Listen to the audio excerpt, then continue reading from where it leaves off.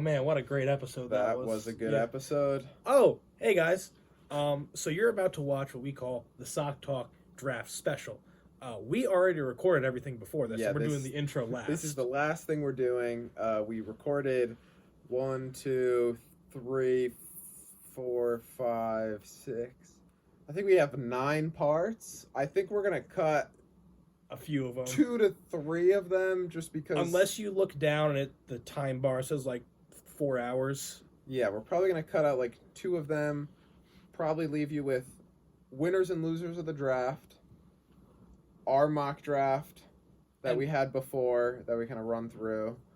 Our reactions to the draft. The trades of the draft. The trades of the draft. Questions. And then... This intro, and maybe something else, but maybe I will release a little bonus Sock Talk as my apologies for my laptop blowing up. You're in for a long one. You're in for a good one. Sorry, we've recorded this at 4 different nights. Night 1 of the draft, night 3 of the draft, 3 of the draft, like the day of after the draft. So if we're repeating ourselves, maybe we forgot we said, and for you it's only 3 minutes. For us it's been like a week or more. So enjoy the episode. Please.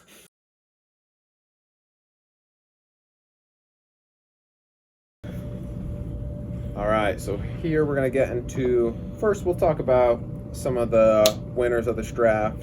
Not the rookies, but more the players on the NFL teams and how they're effective. So some QBs that I like. Kirk Cousins. They got Jordan Addison to match up with Jefferson. I think that makes their offense a lot deeper. Geno Smith. Only my QBs are allowed to be winners. But I think adding JSN and obviously getting his contract, like an extension.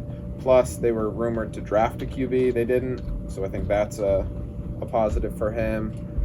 Goff, another one where it was like they might draft a QB. They went all offense. Good for the Lions offense as a whole. And then, Daniel Jones, Jordan Love, Lamar, all got some pass-catching options, and 2 of them got contract extensions. So I like that for all of them. RBs, basically it's just people that could have lost their job and didn't for winners. Pollard, they got Deuce Vaughn. I don't think he's much of a concern. Stevenson, people said they were going to take Bijan. They didn't take anybody. James Conner, another guy where it's like he's kind of one of the only guys there in Arizona. Yeah. Mixon, they took Chase Brown late, but Chase Brown's probably more of a backup. Dameon Pierce, another guy where it was like they've been replacing a lot of these later running backs. Texans didn't take anybody. They get a QB, maybe make the offense better as a whole. Pacheco, another one where it was a late round running back, but they did not go anybody there. And Eckler, people thought Eckler would be gone. He could still be gone. I think it's looking less and less likely that he's traded by the day. But Chargers not going running back sure makes it seem like he's going to be sticking around and have that same value. Receiver winners, I think Treylon Burks is a winner. They drafted a QB. They drafted a running back. They drafted a tight end. They drafted a line. Didn't draft a receiver. So they have faith in Burks there. Could be scary too, though, because besides Burks, it's like Nick Westbrook-Kine. So, good and bad. Good, he should get a lot of targets. Bad, they are bad. That's my Burks take. And another sneaky winner, Nico Collins. They brought in Woods. They drafted someone late. But they brought in a new QB and didn't draft. There was rumors of like them going like Stroud, Young, whoever. And then JSN at 12. They did not do that. Adam, if you want food, it's ready. Sounds good. They also have John Metke. I think he recently announced that he is either almost cancer-free or is cancer-free. He'll be ready to go. Yeah. But I think just like kind of that whole Texans room, I think it was you could have gotten a target hog in this draft, and instead they get up with no one and a new QB. And some tight end winners. Juwan Johnson. They traded away my sweet prince Adam Trotman, but now my sweet prince Juwan Johnson. He's the only main tight end guy there, and he looked solid in some weeks last year. If you ignore Taysom Hill. I ignore Taysom Hill whenever I have the opportunity. Irv Smith. My guy. I thought they could have went tight end in the first, or the second, or the third, and they didn't tight end at all. So I guess that means they have some faith in Irv Smith. Evan Ingram. Again, they didn't draft tight end. They did draft a tight end, but I don't think it's like one of the immediate producers. So I think he has his role.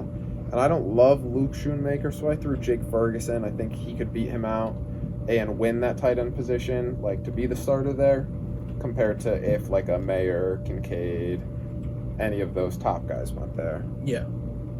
And then some losers for QB. Tannehill. They did draft Levis. I think his time is numbered there. And Mac Jones, because they drafted mostly defense, so they didn't really give him much help. They brought in Juju, but lost Jacoby. Didn't bring in much help on offense besides Boutte very late in the draft. So It's a good year to be a Tyquan Thornton fantasy owner. it's the best year. Running back, some losers. Tyler Algier. It was nice knowing you. You got Bijan. That's basically what it is. Raheem Mostert, they got A-Chain, so I think they kind of overlap. He still has some value, but I think A-Chain is kind of his immediate replacement. Ken Walker, I think Ken Walker will still be good, but going with Charbonnet so early, he had an ankle injury towards the end of the year. Is that lingering? Is there concern there with the ankle that's not just like public yet? Kind of what's going to happen with that situation. Then we got Breece Hall. Now, I don't think he's a big loser, but the Jets did draft a running back, a young one, an explosive one with pretty good size, and Izzy Abanikanda. And that just makes me think, is his knee not gonna be great by the time the season starts? Yeah. And I'm not 100% sure if that's the case, but maybe this is just some insurance of, we're not expecting Hall. Maybe he'll be like not ready to go by preseason, start of the season, and then takes a little bit to kind of ramp up. So maybe Hall isn't great until halfway through the season, and then they get Izzy to kind of take over in the beginning. Again, long term, I don't think this hurts Hall, but maybe just for the start of this year. Yeah. And then, Swift, he was a loser because they drafted Gibbs, but then also kind of a winner because then he got traded to the Eagles, who were very good at running the ball. Obviously, it'll be interesting how that works out with Penny and Gainwell and Boston Scott, but they probably don't hate him as much as the Lions did, who were jumping through tables when they drafted his replacement. Some wide receiver losers. Obviously, this is kind of hard. I also meant to say the Bills wide receivers were winners, but I put them under losers just because they were someone that could have drafted receiver. They were rumored with some late ones, but they were gone before. Ended up not going anybody. They did take Kincaid, who's a pass catcher, so maybe it is a loser. They are Bills receivers. You have one of them, so Yeah. good, or how do you feel? Good or bad? You know what? I still think I'm going to get my 2 Gabe Davis 30-point games this year. Beautiful. A loser, Josh Palmer. He was kind of that wide receiver 3 in the Chargers, but I think Quentin Johnston kind of takes that role. And then I threw Tyler Boyd here. He's getting older. They drafted 2 receivers, not early, but one round 4 and I think one round 6. Some speed, some slot guys. So maybe this is kind of marking the end of Tyler Boyd. Could also say this for T. Higgins, as in they're not going to re-sign him, and you're trying to find some replacements early. And then tight end losers, Dawson Knox, obviously taking Kincaid. At best, you're probably splitting time with this first round pick. Maybe Kincaid plays some more slot, Knox in line, but definitely hurts Dawson Knox. And Pat F. with Darnell Washington. I still think Pat F is a good tight end, but it hurts a little bit from being the only guy there to now having a 6'7" athletic freak there. Do you have any others or? Not many more I can think of. Yeah, there's probably some running backs that kept their jobs. Like, I guess Brian Robinson and Gibson, maybe. They drafted someone in the 6th, but it's hard to call them winners. Probably some receivers, another whatever I'm forgetting about, but I think those were the main stuff. And then just for a rookie that I don't know if I said or if this was in one of the cut episodes, but JSN, they drafted another running back, so it might seem like they want to run the ball a little bit more. So I still think he's a great player, but a little bit more concerned with him. So you ready to mock draft? Mock it up. All right, we'll be back.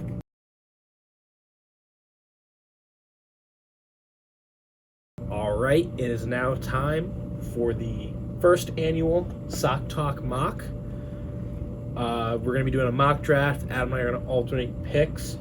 We looked at kind of where each other was picking, and we kind of decided I'm going to do the odd numbers, he'll do the evens, because I pick mostly on evens. And I'm a little bit more on odds than evens, so instead of him doing most of his own picks, I'm doing his picks, he's doing a little bit more of mine. Yeah. Just so we're not completely stealing from each other, but oh well. Yeah, so obviously, I think Cherry's first pick is pretty easy. It's Hendon Hooker. Yeah, I'd agree. It's Bijan Robinson. Bijan, I think it's pronounced Bijan. Bijan, I don't care. Yeah, I think it's pretty straightforward. Cherry tanked for a reason. Got the first overall pick. Not much more to say there. Yeah, it's Bijan, and it's always been Bijan, and it will always be Bijan. Yeah. 2.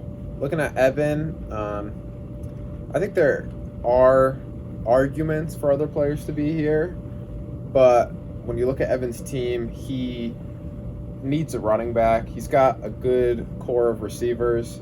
Running back, like last year, he was trotting out Miles Sanders and Zeke most of the time. Zeke, currently a free agent, will probably end up with the team. He still does have Sanders, but now on a new team with Carolina. Other than that, not much. So I have him going Gibbs, second best running back here. He got taken in the first round of the NFL draft, so he's going to get that opportunity. Great pass catcher. So yeah, it makes a ton of sense for Evan here. Yeah. 4th pick in the draft, we got Matt. Matt did better than he has in recent years. Still not good. I think you can kind of address any issue here, but when you're at 3 and Bijan and Gibbs are gone, you got to go receiver. And I think he goes with Jackson Smith-Njigba here at 3. Again, we kind of talked about maybe a little bit of a kind of target share there, but also Tyler Lockett not getting any younger. Yeah. And maybe out of the slot, he gives Gino a little bit more options than Marquise Goodwin did. So yeah, I think he's the most talented receiver of the bunch. Maybe not the best landing spot, but I think the talent is what's going to prevail, and yeah, I see that happening. Next, at 104, we have myself. Here, I'm going receiver. I think these next few picks are pretty much all in a tier, but I'm going Addison as my wide receiver 2. I just really like the spot next to Jefferson. Get a pretty pass-heavy offense. Not the most, but they do throw the ball, and I think he should do great against a stud, opposite side of stud like Jefferson. Yeah, I have to agree with you there. I think that Addison has one of the better scenarios so far, and you're up again with pick 5. And I think that because you think you got a solid guy in Addison, I think you may take a little bit of a riskier one that could pay off big time, and I think you go Quentin Johnston.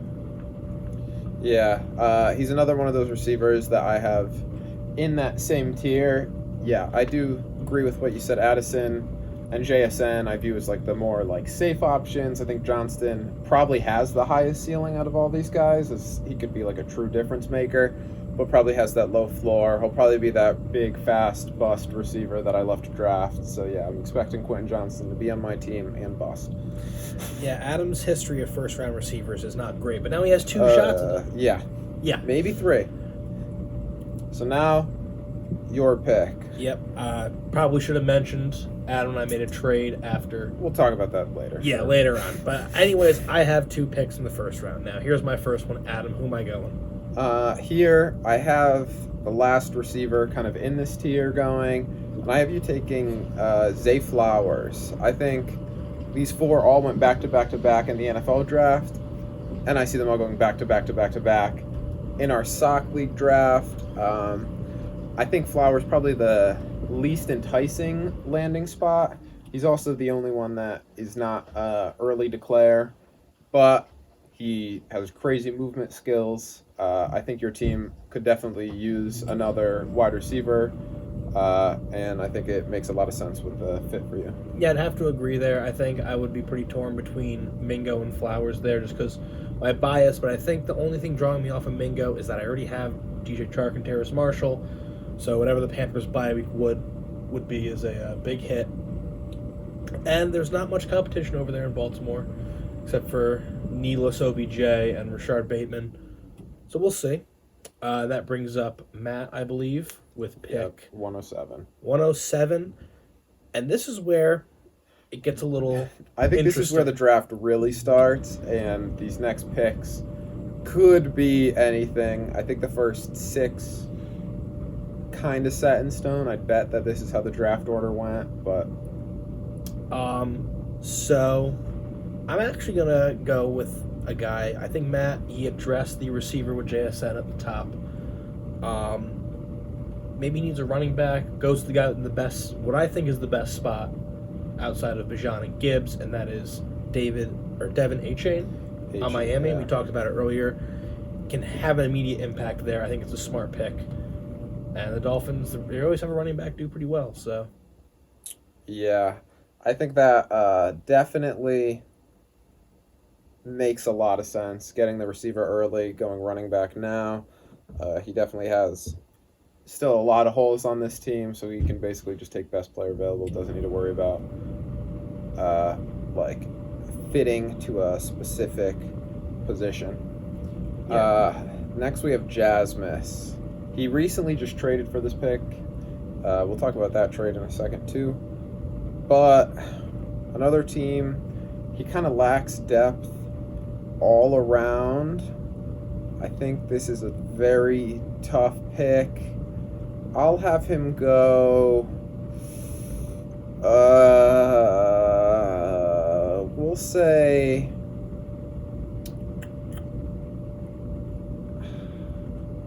This one's really hard. yeah.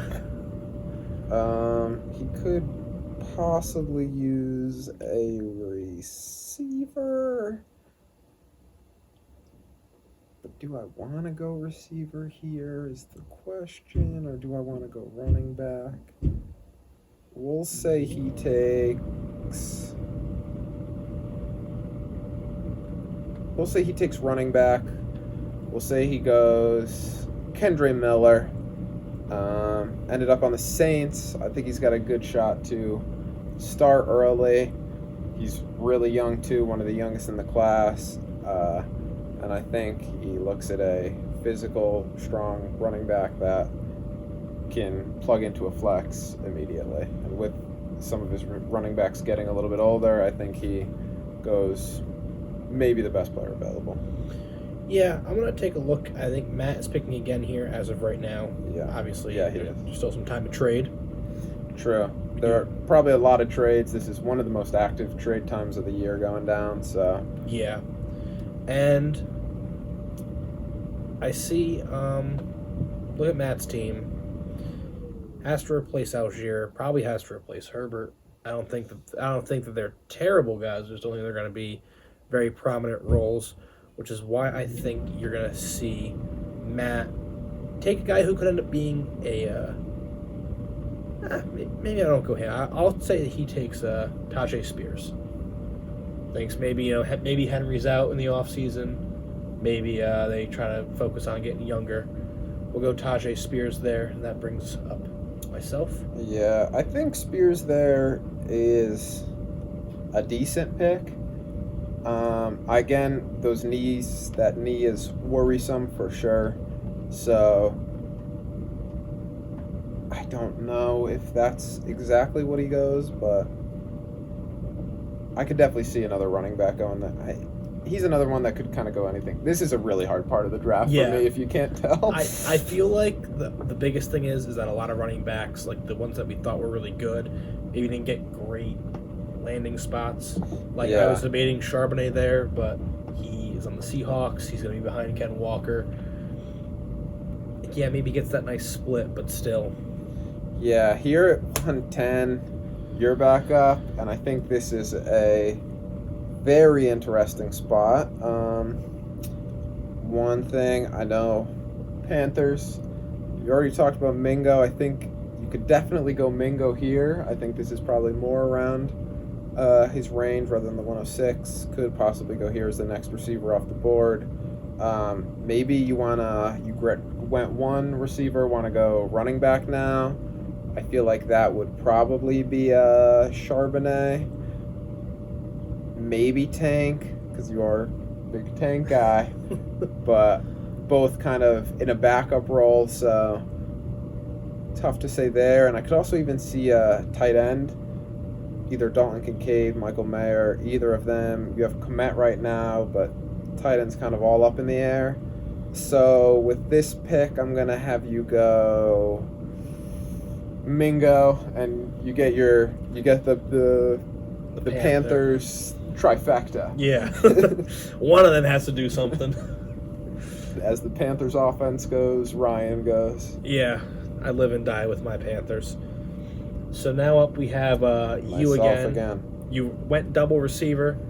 I think you're sitting there and you're saying, I don't know how the hell this guy got this far down here, but I'm going to take him. You're going to go Charbonnet.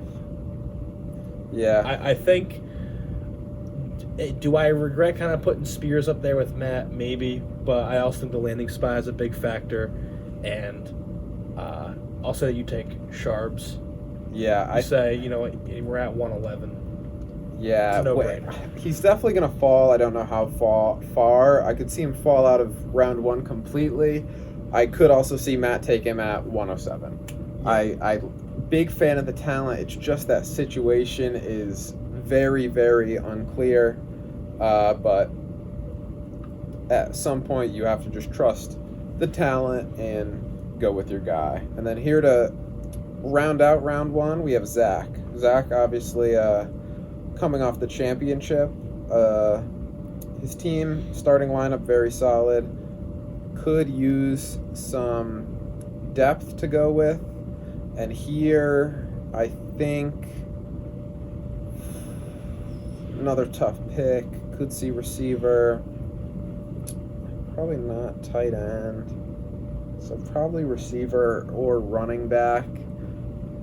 We'll say Zach goes...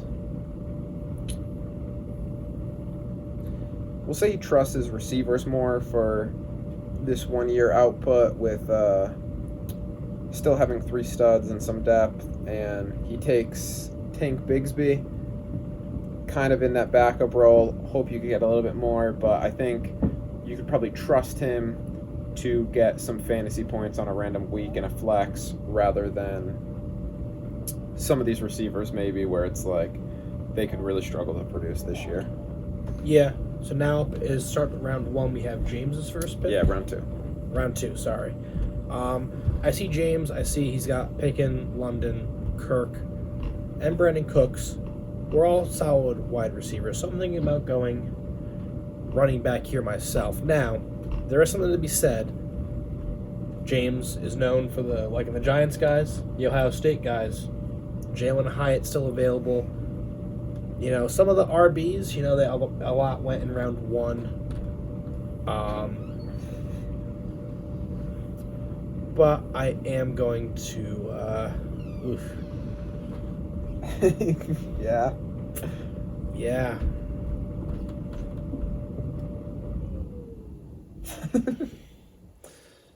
You know what? I'm just going to go the classic James route. I'm going to say he takes Jalen Hyatt.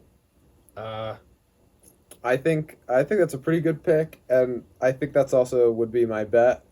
I think Hyatt goes off the board here between James and Steve with these 3 pick Yeah. stretch, both being pretty big Giants fans, and I also think he's going to be a solid player, so I could definitely see that happening. Then we got Steve here. Steve needs some help on this roster. We'll say that right here, Steve looks to the tight end position. He's got McBride, but who knows what McBride will really be behind that. He only has Alberto, kind of lacking in the tight end department, and then another tough Mayer, Kincaid, and some of these other guys. We'll say he goes Kincaid, takes the first one with the Bills, maybe the best receiving option. I could see him going either of these other tight ends too. I think all the tight ends are pretty close in this class, but we'll let him go Kincaid with his first pick. Yep. And he has another pick right after that, back to back. I do think that wide receiver is a position of need. Thankfully, there's plenty of them. And I think this is where we see Josh Downs off the board. Yeah. I think he's in a guy who went lower in the actual draft, but I think he went into a solid spot. So, yeah. Yeah, that another pick that makes a lot of sense. Now I'm on the board here at 204, and I'm thinking. He's doing thinking. You know, I love me some tight ends. He is tight end you. I do love tight ends, but I think maybe if I go another receiver instead.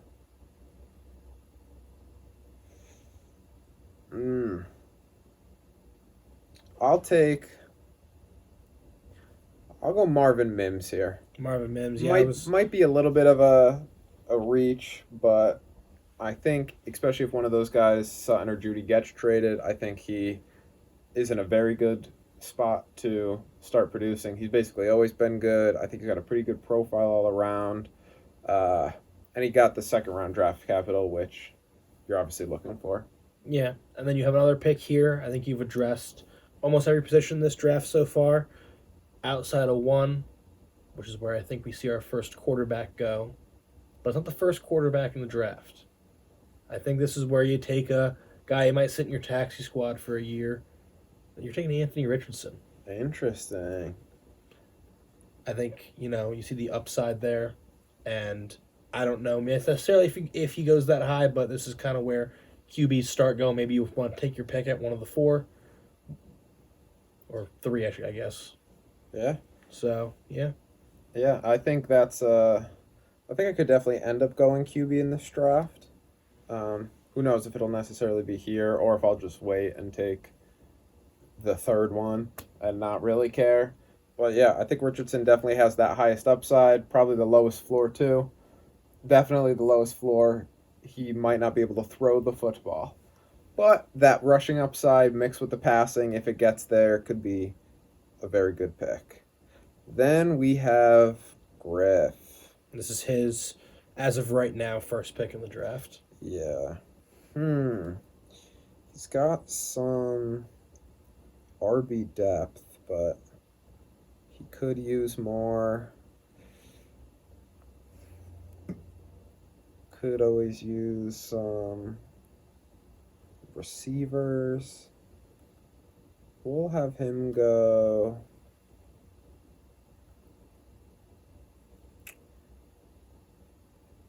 Who's the most Griff guy I can think of? All right, quick, check everyone's Instagram accounts. All right, we'll say it's definitely not this guy.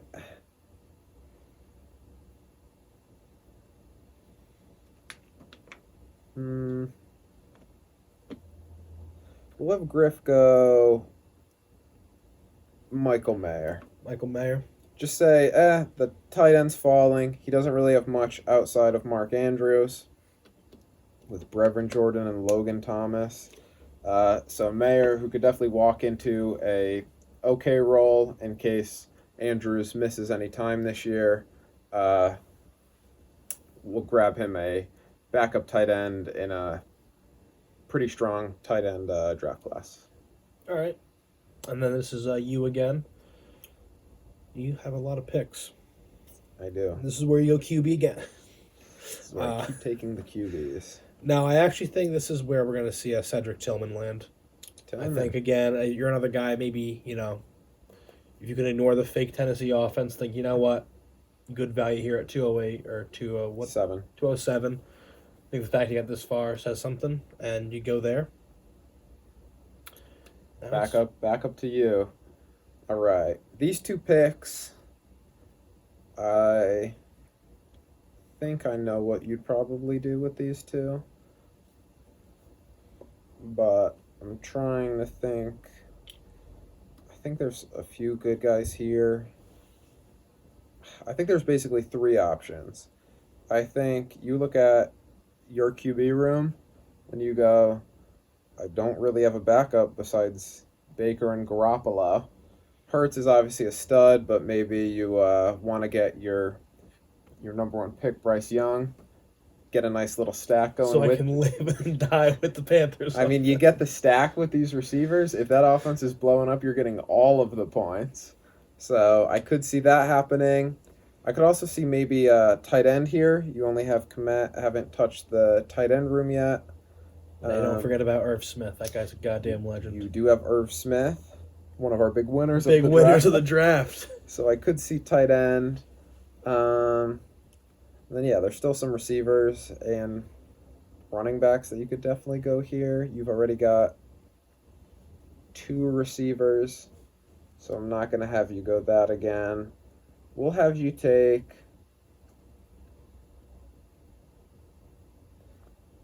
We'll go Luke Musgrave. Okay. I think you get a tight end. He's in Green Bay. I think he offers one of the higher upsides out of this tight end group, and I think you're pretty happy with that. Yeah, I think so. I might be a little dissuaded just because I also have Christian Watson. But yeah, I was thinking him or Laporta could be either one. Yeah. I think Musgrave might have that little bit of a higher ceiling. Absolutely, and I think after that, I would be kind of torn between Roshan Johnson and Israel Abanikanda.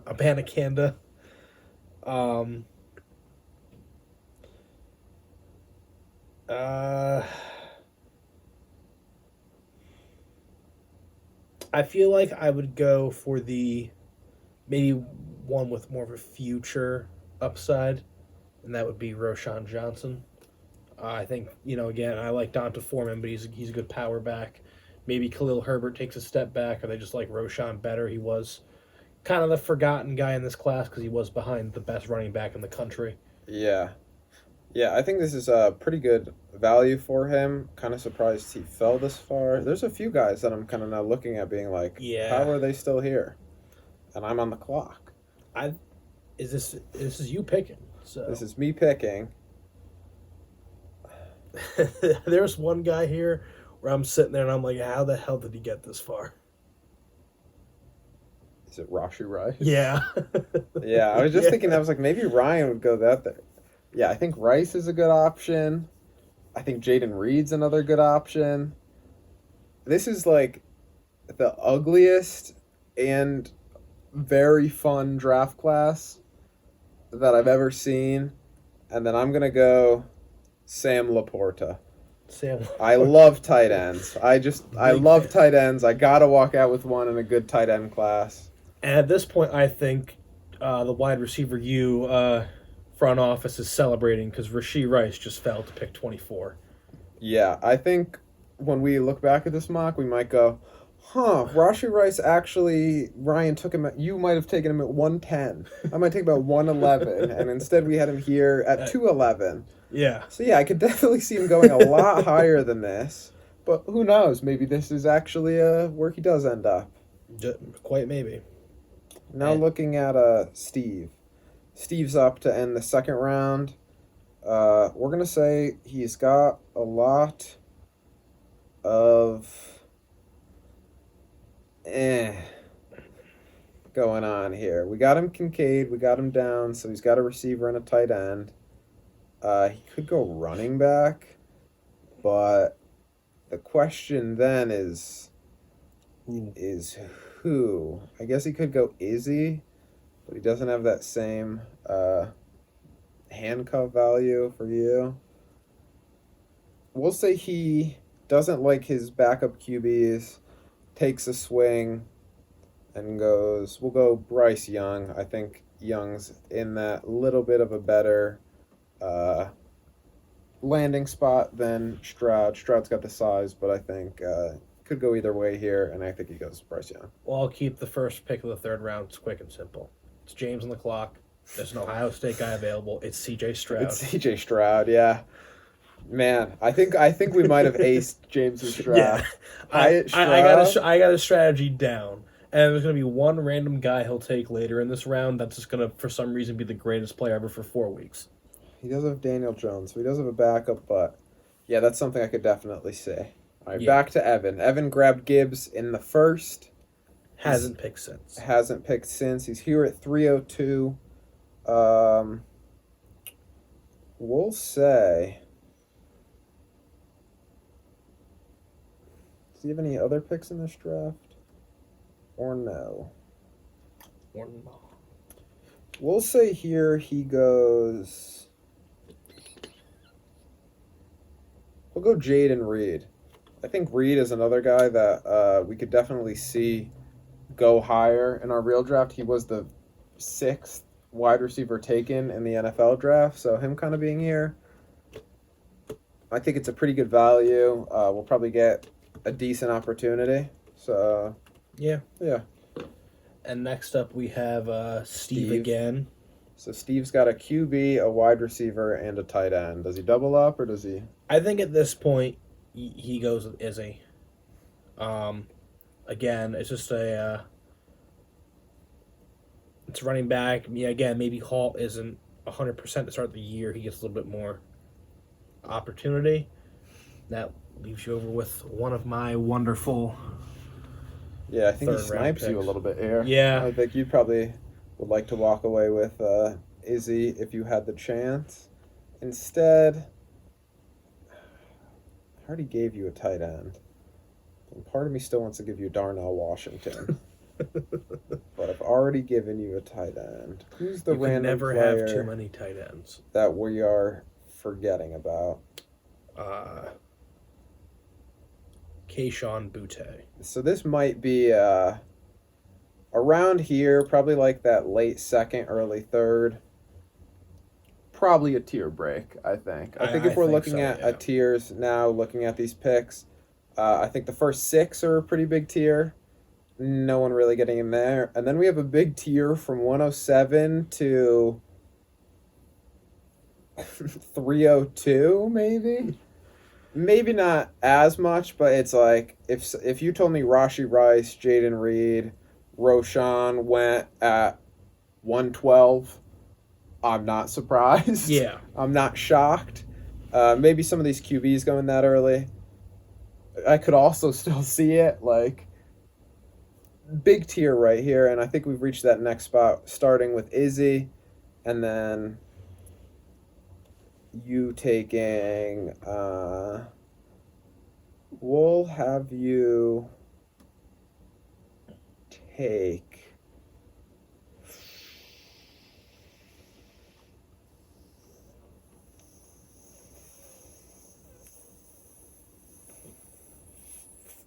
Trey Palmer. Speedy guy on the Bears. Really fast. Could get a role in year one. He's a 4th round pick, so but I think he possesses the ceiling, and I think when you're swinging in the 3rd round, you're trying to look for someone that will be a difference maker, not just someone that is like, oh, they're going to get 3 points ever. So I think Palmer has that opportunity to next year be like a high upside speed guy. Yeah. And I think I'm up next, correct? Yep, you're up again. I think this is where I take Darnell Washington. So you do go 2. Yeah, I'll say it right now because the draft's already passed. Big Darnell Washington guy. I think I've said it a couple times in this video. Really interested to see. But now who do we got up? Now we have Steve. Steve again. I remember Griffin did say that Steve and I own 13 of the 12 third-round picks. You do own 303 to 309. It's it's just you two from there on out. Yeah. So Steve's gotten a lot. Steve's gotten a lot, so I don't think position really matters. It's just trying to get a guy that will, play football, and that player of football is Michael Wilson. He got third-round draft capital, so I could actually see him maybe, instead of Palmer, going Michael Wilson just because he did get picked that round earlier, even though it was probably only like a few picks. But I think if Michael Wilson stays healthy, I think he could be a decent player in the league. I just think that health is the main concern. Yep. And then here I think, man, we might have really botched this mock draft because we're here at 307? And I'm getting Tank Dell. You can't get one tank. Might as well get the other one. True. I think Tank Dell, the big question mark there is the size. Yeah. He's definitely... He could have definitely been that Michael Mayer Griff pick of just that, he's open 24/7. Griff loves those guys that are just always open, and Tank Dell could definitely be it. I just think maybe the size is the reason he falls, but... Yeah, I mean, again, if it's a risk I'm going to take, I'd rather it be at 307 than 107. Yes. Definitely understandable. Then we got Steve. No, we still have Ryan. I'm still up, baby. Still up. You know what? I got another one in me. All right. Here, you've got a lot of receivers and tight ends. We'll say you go running back. Should we just give you another tight end? Am I just tight end to you now? Yeah, might be. We'll have you go Chase Brown here. Chase Brown. Yeah, I don't think he's the most exciting player in the world, but I think mix in with rumors of him being out, he's had some legal trouble recently, and kind of again being that clear number 2 option. Mixon goes down, he could easily step in, and we'll probably have a little bit of value even without an injury. So I think this is actually a really solid pick at 308. And is this the last Steve Ryan? The last Steve Ryan, yeah. So Steve here, we got him a lot. He's got pretty much, I think, every position. Steve has a decent amount of draft capital this year. Yeah, none super early, but a lot of... late and mid. So this is where we are gonna see. Did we do Zach Evans yet? No. And we're gonna say he takes Zach Evans. Ooh, maybe I would have had you take Evans instead. Just get both Rams running backs and hope whichever one works. But yeah, I know Griff's not a big Evans fan. Congrats, man. Bruins just tied it up.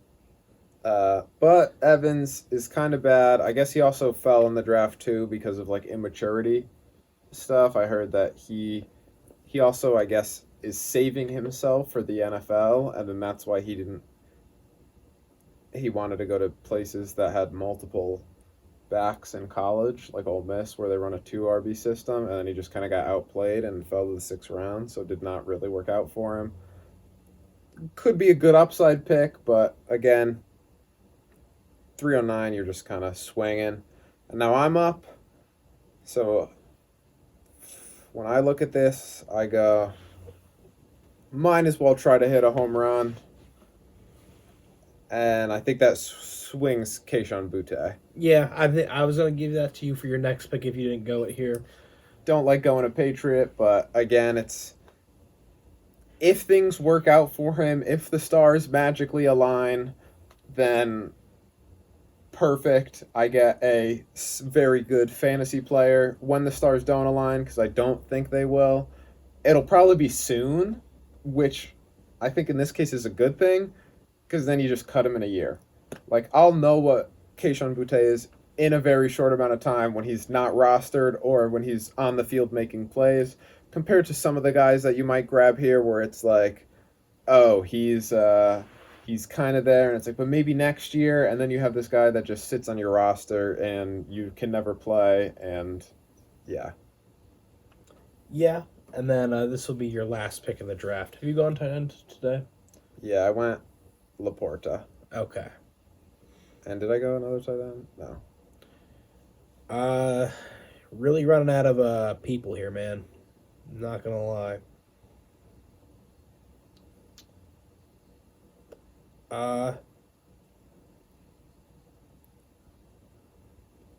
You were just talking about swings.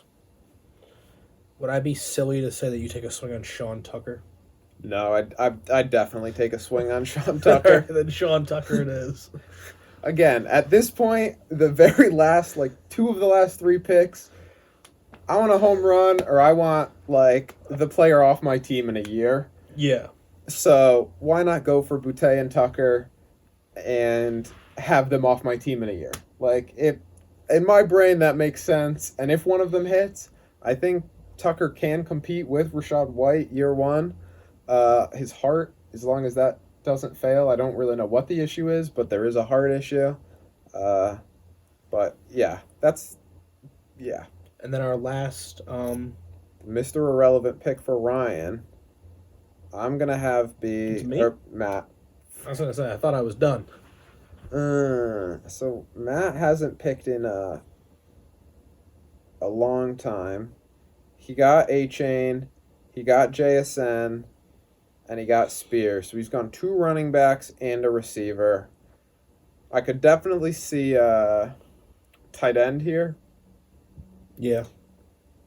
Don't know which one, but I could see that.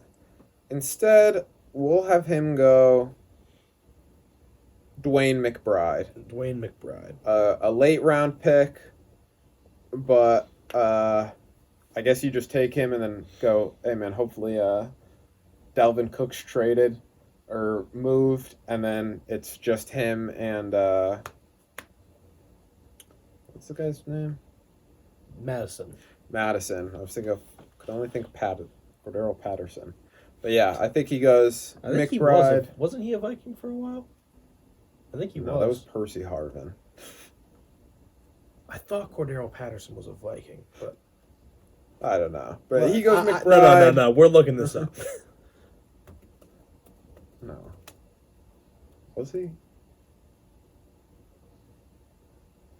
Cordero Patterson played for... He was drafted by the Vikings in 2013. He was a Viking. Okay, I'm not... Okay, he's Cordero Patterson. He was like just a pure wide receiver right there.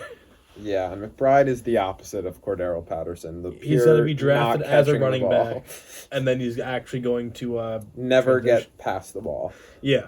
But yeah, I think this is a little weird, but anything can happen. I think looking at this mock draft, what are your thoughts on this class before we go into the draft? Like you said, there's a clear-cut, I think, like top 6 tier, but then there's a very larger second tier. Again, the guys we picked in the third, most likely just taking swings, lottery tickets, whatever you want to call them. I hear a lot of people going that this is a bad class.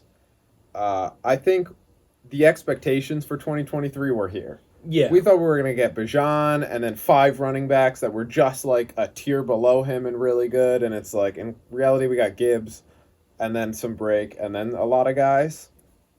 Same thing with the receiver class. I think there are some good guys on top. Maybe they're not as consistent. I think we're blessed with a few really, really good receivers classes in a row. Like Chase, insane prospect, and he was there with Devonta Smith and Waddle and Bateman all in the same year. And then it's like we had like the Jefferson year with obviously Ray Gore bust, but Judy, who people love, CeeDee Lamb. Even last year, it's like both Ohio State guys, Burks, London. It's like these have been really good receiver classes, and this one finally just kind of comes more back down to earth. But I think there is a ton of depth. Yeah. I think it's all ugly, and I think why people don't like it is it's harder to project on who's actually going to be the one to do good, but I could see a decent amount of these guys carving out a role, but I could also see a lot of them sucking, which they probably will. Yeah, but you know what? I think I think the biggest key to this draft is going to be just hitting your picks in that second round. And I think that's going to be the hardest part. Yeah. I think, but yeah, the tiers, I think after 106, it's like maybe a smaller tier of like 107 to however long you like it. But I think a lot of these guys, someone falls in love with Rashee Rice, he could be a first-round pick. You fall in love with Kincaid, he could be a first-round pick. Any of these running backs, you could take him in the first. Oh, yeah. It's whoever your guy is, it's going to kind of be go out there and get and hope that he turns out all right. Yeah. But, so this will kind of wrap it up. Maybe we'll talk trade for a second after this. But we'll probably see you after the draft. Yeah. We'll be And back with draft recap and all that other see stuff. how close we actually were. All right. And transition.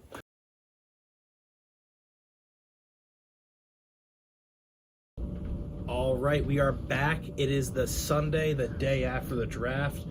Boy, what a draft it was. I think it was the longest in Sockleague history. It was up there, but I think this was also one of the most fun. A lot of deals getting done. Some surprising picks. The draft was kind of all over the place. And yeah, I think this is one of my favorite days of the year. Absolutely, yeah. And it definitely lived up to the hype. Well, I think we should just get right into it, discuss. We'll go through the top 6 first. We had Cherry taking Bijan at 1-1. Kind of a no-brainer there. Yeah. I think we knew that was going to be the first pick about 2 years ago. Yeah. We had Gibbs going to Evan at 2. Another kind of no-brainer. Yeah, once Evan got the second pick and it was official, he basically said he was taking Gibbs. And that made a ton of sense. Yeah. Then we had Matt taking Jackson Smith and Najigba. I think this pick is a good, like, for the future. I don't know if you're going to see a ton of immediate impact fantasy-wise from Jackson with Najigba this year. Tyler Lockett is on an expiring contract. Maybe he gets out. I don't think he's expiring. Is he not? Did I just lie to the world? Even if he is not on an expiring contract, it doesn't fit my narrative, so that's why I'm He's saying. still old anyway and starting Yeah. to decline, so yeah, he could be. So he could even be a cut candidate next year or something. Yeah, depending on what he is. But again, I think this is a move that's going to pan out more in the future. He's under contract till 2025. Doesn't fit my narrative. Then we had your 2 picks of Jordan Addison, Quentin Johnston. We kind of talked about this a little bit after we recorded our post-draft segment and stuff. That was kind of the 2 guys you were leaning for. You know, I think Addison probably had the best landing spot for a wide receiver. Yeah. I think that's a guy you're going to see some immediate impact from. Yeah, basically my thought process here is I was like, okay, Addison is good. Obviously a little bit undersized and ran a little bit slower than we would have liked. So I think that kind of knocked him down in some people's eyes. But yeah, great landing spot, and I think he's going to produce year 1 pretty well. And I think he is pretty safe. He's a good route runner, and I think those guys are usually like decent at least staying on the field and getting points from that. So I think that was my thought process there. And then Quentin Johnston on the Chargers, obviously like paired up with Herbert for the foreseeable future. Really good. Obviously this year will probably be that kind of like wide receiver 3. And who knows, but like Mike Williams has dealt with injuries basically after every catch. And Keenan Allen last year had a hamstring injury, missed time. They're both getting older. Like one's like 30, 31. The other one's like not far behind. So I think if as they start to leave next year, especially because their contracts are getting very expensive, like they'll probably have to move on from one of them. He could step into like the number 2 role and then hopefully like the number 1 role and be a good pair with Herbert. I do think he is a lot more risky. I think the upside is huge. I think the floor is very low. Knowing me picking receivers, I'll probably get that very low option. But you did get another one. You had Jordan Addison first. And that's why here, if I don't have the other pick and take Addison, I might change my thought here. But I was like, I'll take the guy I view as pretty safe and will be a good pick no matter what. And then I'll take my swing for a home run with Quentin Johnston. Yeah. And then the last pick of the first 6, I took Zay Flowers, receiver from Baltimore. Baltimore doesn't have a lot. Rashard Bateman doesn't stay on the field. You got to get Lamar some targets on it. You paid him. I think it was kind of a no-brainer there. I did have demons in my head about Jonathan Mingo at 6, but as you'll see later, it didn't really bother me that much. First 6. I think Flowers is a good option there. I think he's obviously going to be at best the number 2 to Mark Andrews. Lamar loves his tight ends. And I think he could definitely show the flashes that he's shown so far in year 1, but don't love the landing spot, but I also don't hate it as much with now Todd Monk in there. I think they're going to throw the ball a little bit more. Yeah. So the first 6, we kind of got right in our mock and stuff. Now we'll move on to the second half of the first round, starting out with Matt taking Zach Charbonnet. A little bit of a surprising pick. I wouldn't say like I was like wowed, but Charbonnet of the second tier of running backs, I think was the best overall running back. It's not a great landing spot going to Seattle, who not only has Ken Walker, they also drafted a running back later, kind of like just to see what they got. I still like Charbonnet as a player. Again, landing spot is kind of the concern for me there. Yeah, I think this was the first surprising pick. I get going him. He's got the size. He had caught passes in college, so if that carries over. He's not like a great receiver, but he's a serviceable one. And I think Carroll likes the 2 RB kind of system of splitting carries and not having like a traditional workhorse like you saw it last year with Ken Walker and Penny in the beginning of the year until Penny went down. So I wonder if that's what the split will kind of be with those 2, or if he's more in that backup role. And I do think it is interesting that Matt, his first 2 picks were both on Seattle, so he'll have a lot of investment in the Seahawks this year. I guess so. Then we had Jasmus taking Devin Achane, who was a guy who I thought went to one of the best spots as a running back, especially in this kind of tier 2. Yeah, the best spot, besides maybe the Falcons with Bijan. Yeah.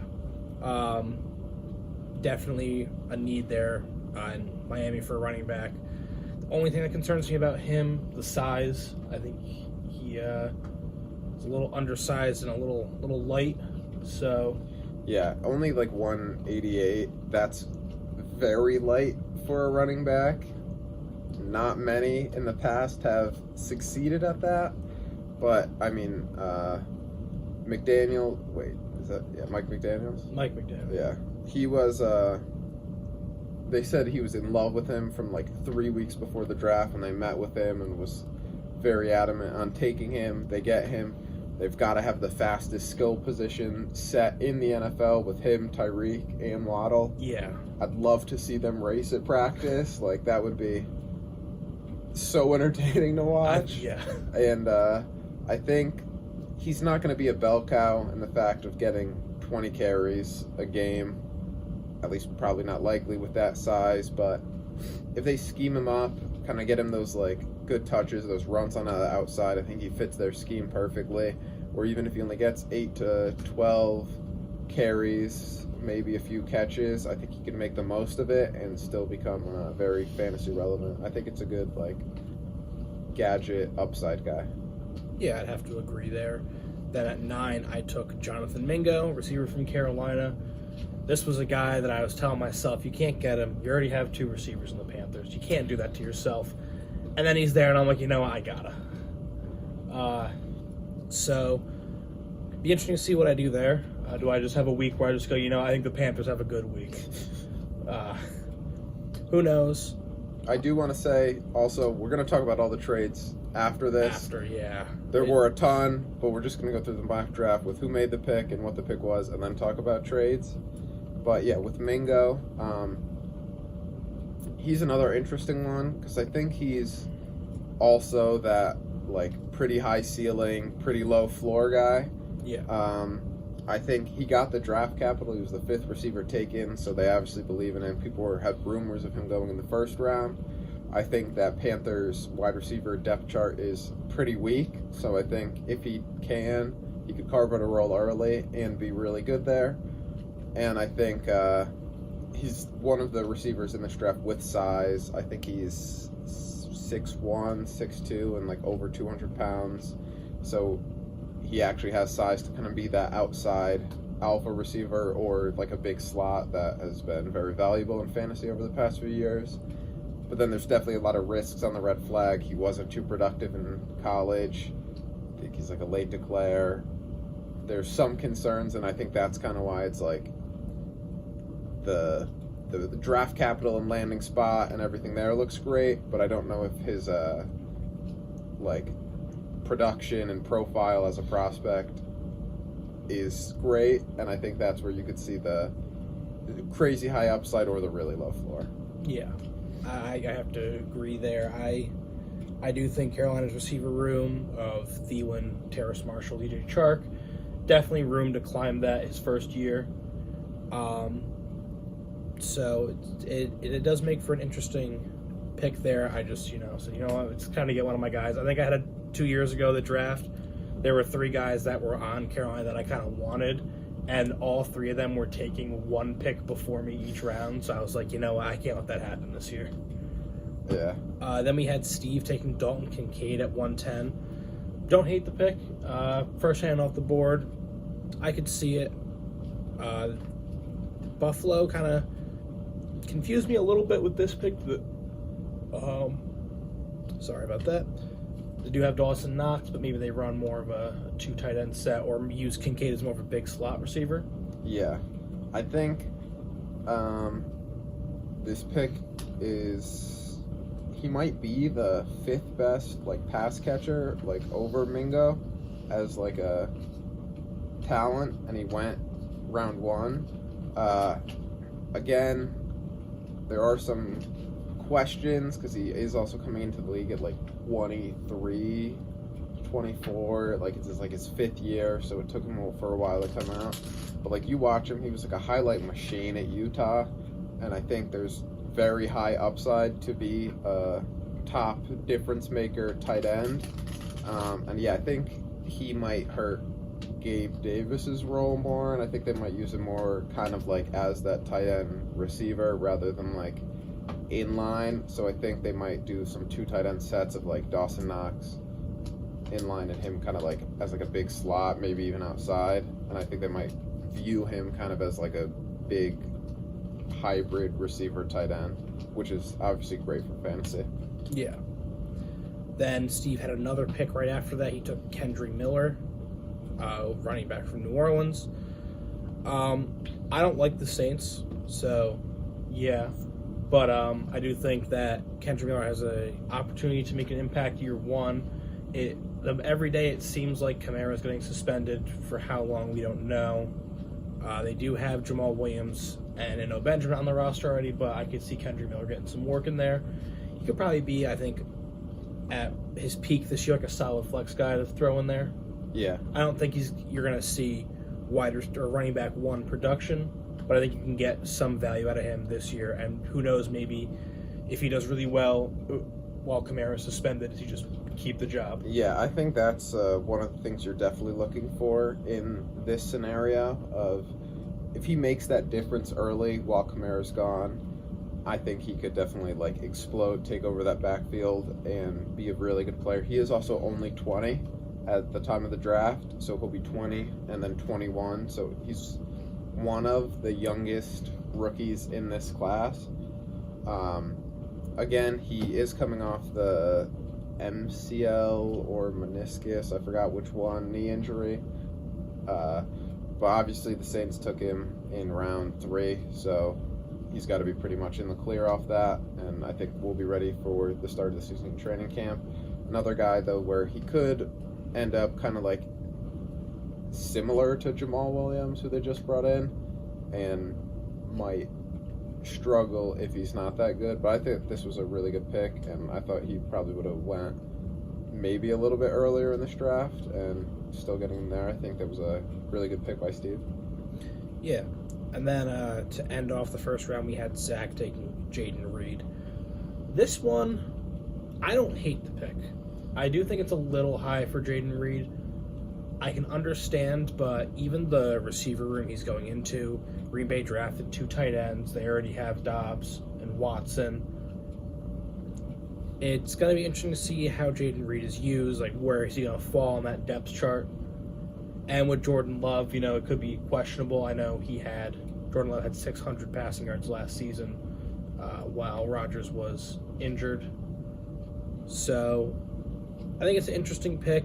I had him a little lower, but, we could be back here week 8 and he's the best rookie receiver, and I don't think a big dumb idiot. Yeah, I think we're already in that tier of anyone could have gone at any time from here to, like, almost the 3rd round. Like, after pick 6, basically, maybe a few guys you expect, 7, 8, 9, 10. After that, it was like wide open, where, yeah, if you told me they went 110, I'd be like, okay. If you told me they went 210, I'd be like, okay.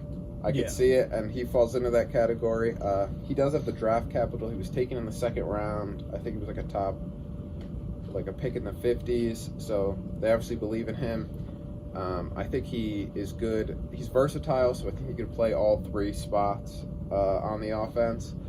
So with Christian Watson there and Dobbs, he could either fit into the slot, go outside. He might already be better than Dobbs. Like, he could definitely form a role this first year, and if Love turns into a good passer, I think he could have a big rookie year and a solid career. But again, it was, I think, a little bit surprising to see him go here. Yeah. Another kind of surprising pick as we kick off the 2nd round, Matt took Bryce Young. I don't hate the spot where Bryce Young is. Probably the safest QB in the draft. You kind of know what you're getting there. I do think 2-1's a little high, but I can also understand with him having the very next pick, not really loving another option. He did already get a receiver and a running back, so he breaks his Seattle streak, goes to Carolina, takes Bryce Young. Then he had the next pick. He takes Rashee Rice, who went to Kansas City. This is a guy that I'm kind of on. I wasn't super high on him myself. I think it was just watching Sky Moore do things last year kind of turned me off. It's like, you see like the stuff like Clyde Edwards-Helaire, Sky Moore. It's like, okay, how many first round or early draft capital offensive picks are we going to see from the Chiefs that just are kind of meh? Yeah, I think with the Young pick, I had Richardson above him for like QB prospects, so I think that was like a little bit of a reach. But again, if you trust Young as your QB1, then yeah, go for it. If the Panthers get in some more receivers, I think it could be okay there. I still think a little bit of a reach, but whatever. And then Rice, he's another one. I didn't like his film very much at all. I didn't think he looked very good. And another guy with like a weaker profile. I think he had some production, but again, it was pretty late. He's 23. I think he also might have done 5 years. He was at like SMU, so not a Power 5 conference school. But again, the possibility of being paired up with Mahomes, he's one of the bigger guys too. He's like 6'3", maybe, or maybe only like 6'1". Maybe, yeah, I don't think he's actually 6'3". He's probably like 6'1". 6 foot. 6 foot, but over 200 pounds. he could be a good option to pair it up with Mahomes. They, again, have, like, Tony, who's smaller, shiftier, Sky Moore, smaller, shiftier. MVS is, like, kind of like a burner. If he could be that big, like, contested catch, jump ball, red zone guy, that being paired up with Mahomes, it's a very enticing thought, and I think worth the risk, even though I don't love the prospect. Then we had Cherry at 2-3 taking Mike Mayer. This is the tight end I think went to one of the best initial landing spots. Right now, after trading away Darren Waller, the Raiders have O.J. Howard and Austin Hooper, two guys that I'm not super impressed with. Yeah, I think same goes for Laporta. That tight end room is pretty weak there, and Laporta was the next pick to Matt at 204. So both of these guys kind of needed tight ends. You look at Cherry's room, I don't know if there was any other tight end even in it. And then if you look at Matt's room, kind of the same thing. Cherry has Jonnu Smith, Conklin, Noah Gray, and Matt has Bellinger and Hayden Hurst. So both of them clearly needed a tight end, and they both walk into landing spots. Again, Mayer might be the number 2-3 option behind Adams and Renfro. But, like, he might be the 2 option. Same thing in Detroit. You got Amon-Ra. JMO suspended. Yeah. And Gibbs. Like, both of them could walk in and be productive as rookie tight ends, which we normally don't see. Tight ends are usually take a little bit longer to develop, but they could both step in and be good immediately and start for their teams immediately.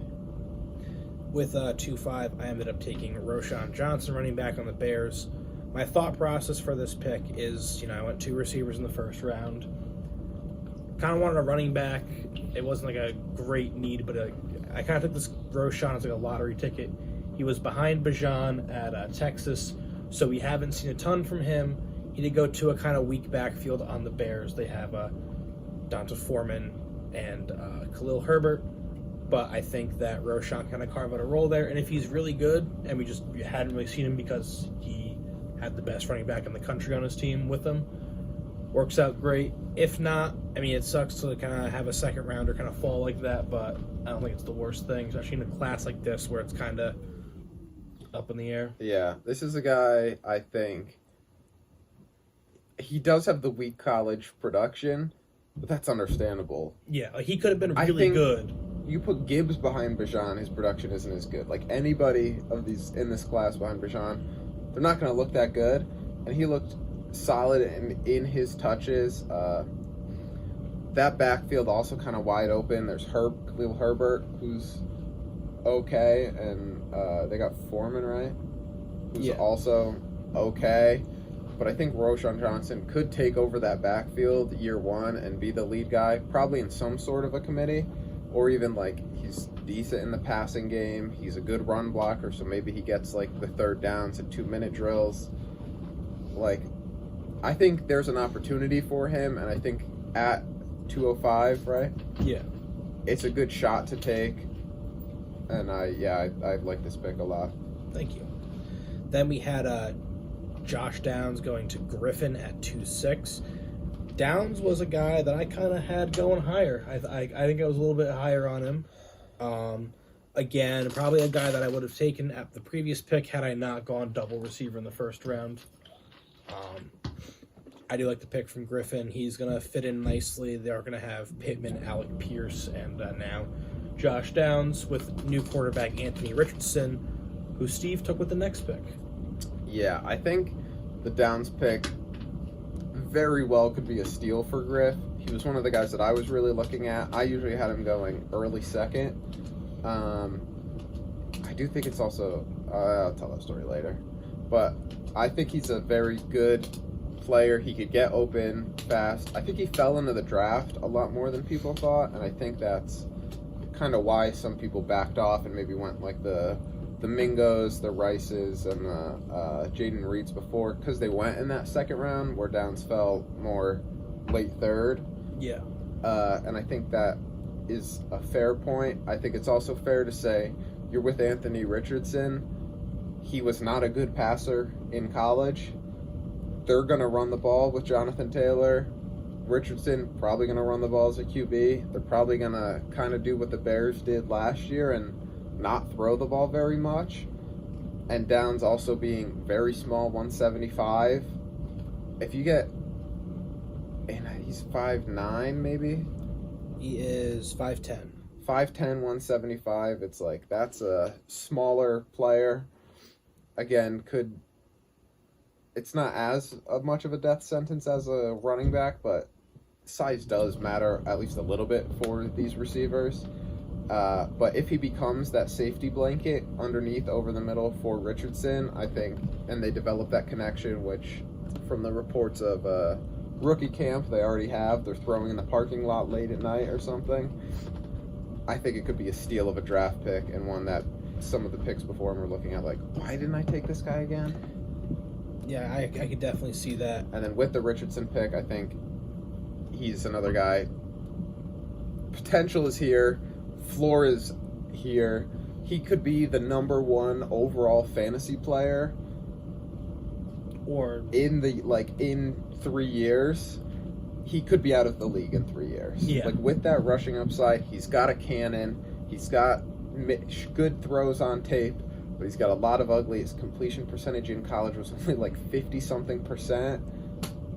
That's not good for a lot of these quarterbacks. Most quarterbacks don't just develop accuracy, but it's in the mid-second, a lottery ticket I would definitely scratch, and I think it was a really good pick by Steve. He was a guy that I was looking at here is just, why not try to hit a home run on a super high upside QB? Exactly, yeah. I also like the pick here.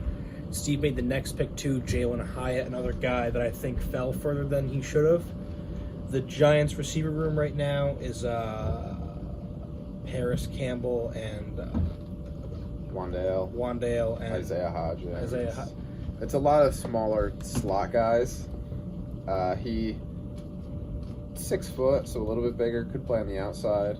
I think one of the lower ones on Hyatt. I think also if he went drafted first round or early second round, I would have bumped him up a little bit. But I think he saw maybe two snaps of press coverage in college.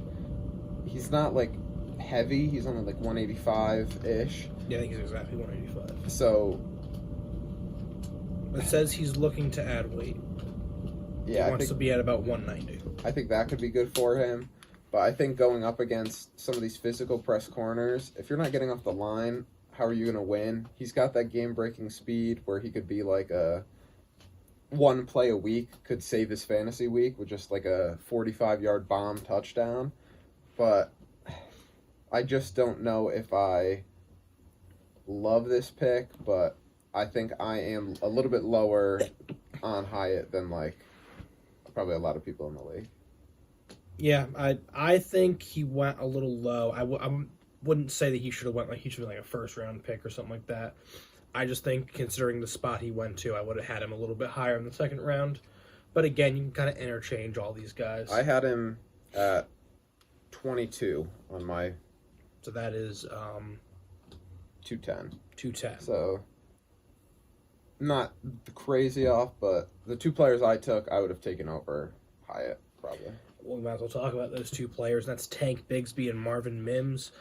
Obviously, I was pretty high on Tank Bigsby, considering my team is called the War Eagles. Yeah. Could kind of be like that Jamal Williams role that he played last year, but in Jacksonville, kind of the Thunder to ETN's Lightning. Yeah. Something like that. I do like him. Yeah, I think Tank, kind of similar to Cam Akers coming out they were both on horrible offenses for the past, like, however many years in their college. It's like Akers' vision was bad because his O-line was so bad that, like, he didn't know what a hole was. Yeah. And I think that's some of the same we're seeing with Tank, where he gets coached up a little bit, and it's like, oh, I actually have blocking. I don't need to, like, try to make something out of nothing. I think he can excel. Yeah, he's not going to be the number one guy. That's ETN. They took him in the first round. Tank went in the third, but he's a bigger back. I think he also, like, maybe even led the Auburn in like reception, like receiving, it like was something like that. Something very bad. He was like had over 1,000 yards, I think, each season. He's like been productive in the SEC. SEC backs usually do good in the NFL, so I'm not thinking he's going to take over this backfield and be a stud.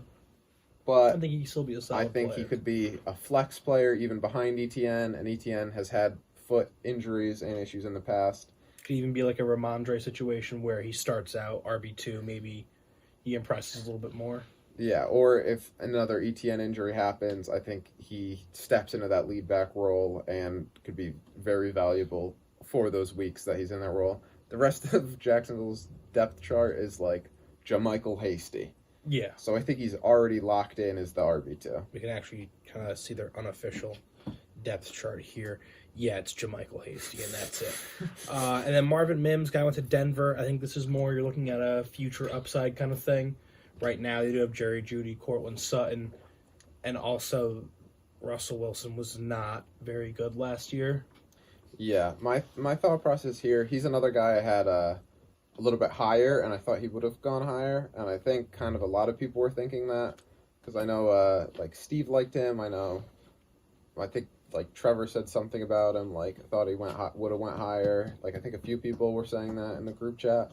I don't think his year one situation looks great with the other receivers, but there's been rumors for 4 months of Sutton or Jeudy getting moved, and if that does happen, I think he kind of steps into a role next to whichever one isn't moved and Tim Patrick. Right now he's probably I think he's probably already could jump Hamler pretty easily, and it's also he got the second round draft capital. I think the Broncos traded up to take him. So that means he's clearly one of Sean Payton's guys, who's their new coach. And Sean Payton usually likes his guys. Yeah. So bring in his guy, not one of the guys that was already there. I think it's a good pick. He's been productive basically forever, Mims. I think he's like has all the records in Texas high school, like receiving stuff. Like he's been good. I'm not expecting much out the gates, but hopefully he could develop into something. And our next pick, we have Trevor at 211 taking CJ Stroud. I like the pick for Trevor. I think it was his only pick in the draft. Unless he traded, I don't think he did. Yeah. But he only had Lamar Jackson on his team. Got to get that. Backup QB as Lamar has been hurt a couple times over the last few years. Yeah, I think it was a good pick at this spot. Yeah, I think it was a good pick. I think Stroud probably went to the worst situation out of those top 3 QBs. I think I would have rather gone Panthers or Colts for sure.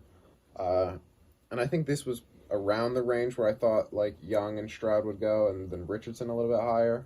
So I think it's a fine like value pick. It makes a lot of sense. He gets his backup QB, and then nice. And yeah, good pick, gets his backup QB with some potential to maybe be a starter in the future.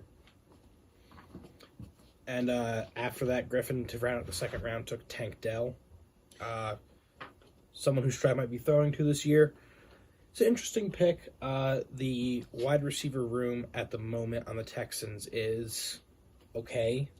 It's kind of wide open. I think they have like 4 or 5 guys that are all like probably close, and it's just whoever kind of has that good camp will be the starters. Yeah, you have Robert Woods, Nico Collins, and Steven Sims. I don't want to say Noah Brown, plus John Metke, I believe, is coming back from his cancer diagnosis. Yeah. So it's going to be interesting to kind of see who gets in the lineup. He is on the older side, and he is a little undersized. Yeah, that's one of the things I think is a big fear about this pick. 165. Not many players in the NFL are good at 165. I think he's super elusive, kind of like that like Kadarius Toney way of movement throughout routes.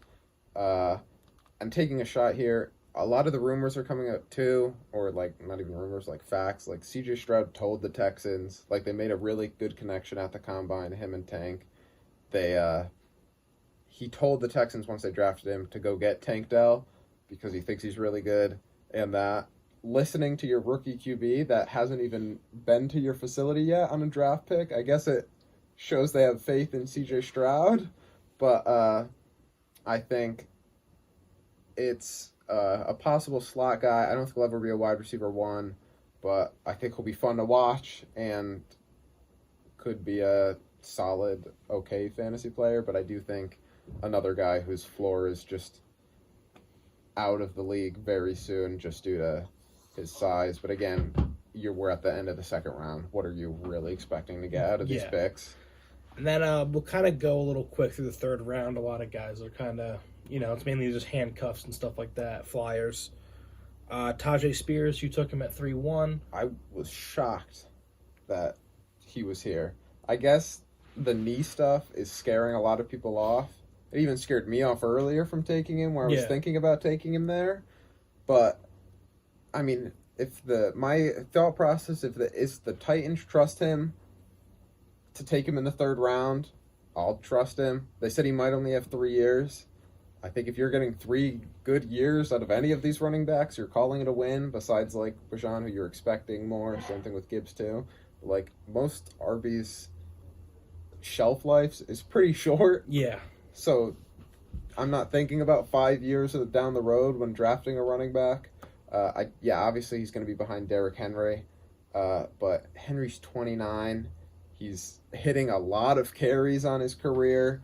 Maybe this is finally the time where they kind of dial him back and have Spears in that, like, 70-30, 65-35 split. Spears obviously being the lower one, but, like, let's not kill Derrick Henry this year by giving him 30 carries each week and then having him fall apart by the end of the season.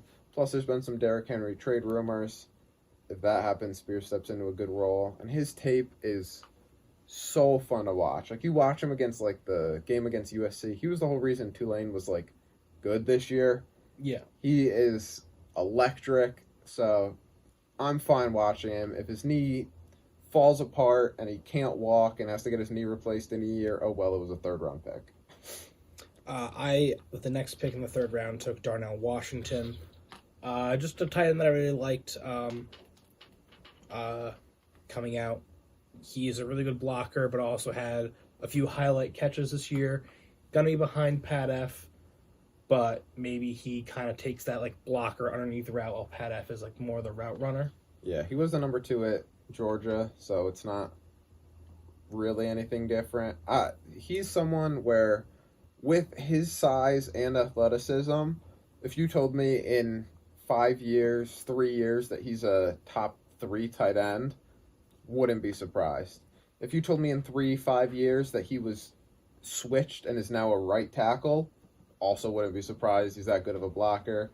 And I think that's kind of where the, like, upside to downside is. He could just block. I think he changed his, like, Instagram name to the 6th lineman, which obviously doesn't pose great for fantasy value, but he is a freak. He'll be good. He is a freak. Why not take a shot on a freak athlete in the third round? Yeah. Then we had James, the next pick, taking Zach Evans. This was James's only pick in the draft. Could be a guy to see a little bit of action. Right now, the running back room in Los Angeles is just Cam Akers, Kyron Williams. Maybe Akers stumbles out the blocks again this year, which I hope not. But maybe that happens, and Evans gets a little bit of action in there. Then Evan took Luke Musgrave, tight end that the Packers took. Like the pick here, again, it's going to be interesting because the Packers took 2 tight ends, another receiver to go on top of Watson and Dobbs. Yeah, 2 receivers. They took 1 later. Oh, so, yeah. Yeah, they've drafted a lot of pass catchers. I think the Evans pick, he seems kind of like a diva. He was always kind of like a number 2 back. He was never a lead back. But he has some good stats, metrics. Like, he's got a pretty good explosive play rate. So if he kind of matures and puts on a little bit of weight and has a good camp, could be a decent player. could also be off the team before the season even starts. And then Musgrave, I like the Musgrave pick. I think he's really good, like up the seam. He was the tight end they took first out of the two, so I think he's got a good chance to kind of be the tight end one on that depth chart this year. And it's like if he makes a connection with Love, could be a decent player. Then I took Chase Brown next. There's a lot of rumors about Joe Mixon right now. He has had some off the field stuff going on, plus I think some rumors about being traded or cut. Chase Brown kind of fill in for that Samaje Perine role. I think I was reading something that Samaje Perine was averaging like 8.9 points a week last year. I can get that out of a third round pick. I'm happy with it. Yeah, I don't think Mixon's gonna get cut after the draft they had. I think Mixon probably sticks it around for one more year. Mixon's kind of been a bell cow in his career, but I think Brown, kind of steps into that same handcuff backup role where it's like maybe if Mixon's playing, he'll get enough work because Mixon also just disappears sometimes to be maybe like a flex 2 option. But then also if Mixon goes down, he steps in without much competition on the depth chart to be a good running back option. Yeah, there's Travion Williams. Yeah, I know they have like Chris Evans, who I just cut from my team. Not much. So if Mixon does get hurt, I think he steps into a big role and just fills in. You have a weekly starter there. Yeah. Then we had Michael Wilson, drafted by Steve. I like Michael Wilson a lot more if DeAndre Hopkins is traded. But right now you're looking at Wilson realistically. He's going to be behind Hopkins, behind Hollywood, behind Rondale Moore. Only saving grace is that Hollywood and Rondale Moore are not known for their good health. And to go with that, either is Michael Wilson, who I think has been hurt every single year of college and has missed multiple weeks. And I think that's his biggest issue. I wonder if he was healthy and put together like full seasons, if he would have gone higher because he's looked good in the games he played, but he's had shoulder issues, I think ankle issues, like it's kind of been all over the place. If he stays healthy, figures it out. They took him in the 3rd round, so they believe in him. If you're getting people taken in the 3rd round, day 2 picks in our rookie 3rd round, I'm fine with taking the shot on it. Yeah, might as well. Then we had Matt taking Dwayne McBride, kind of a Dalvin Cook handcuff. Maybe you're seeing if Alexander Madison is out, or maybe even Dalvin Cook is out next year. People are saying Cook might be out this year. Not cut, I think, but traded. I think they're looking to trade him. I've heard rumors of him, Dalvin Cook, to the Dolphins, which would then hurt A-Chain. Again, don't know if we see it. I don't think running backs have much trade value. Yeah. But, yeah, I mean, he doesn't have hands, but maybe he's year 1, year 2 Jordan Howard, where he powers into the end zone and has some good runs. I think taking a handcuff RB here for Dalvin Cook, who's had some injuries in the past, gets banged up a lot and is older. Not a bad choice. No. Then we have Matt taking Will Levis, QB from Tennessee. Probably going to sit on the taxi squad. He fell to day 2, kind of like the big shock in that draft. Yeah. Not much to say. Don't think he's going to be very good, but why not take a shot on someone that could develop into a starting quarterback that, like, then if he is starting every week, maybe you could trade him for a second or just have a starter. Like, sure. Might as well. And Matt, again, taking Kayshon Boutte, who ended up going to New England later in the draft. I like the pick. Just take your chance. Love the swing on Boutte. He was like a 5-star recruit. Great as a freshman. Started off great as a sophomore. Broke his ankle. Think that zapped him of a lot of juice. But if you get that freshman year, and if he matures, I think he fell for maturity reasons too. If Bill Belichick straightens him out, looks good, gets healthy, gets back to old form, this could be an absolute steal for the Patriots and Matt. If not, you also probably know within a year what's going to be happening with him. So it's not some of those guys that we draft that Now we're sitting 3-4 years later, like, man, do I cut this guy? He had a good week.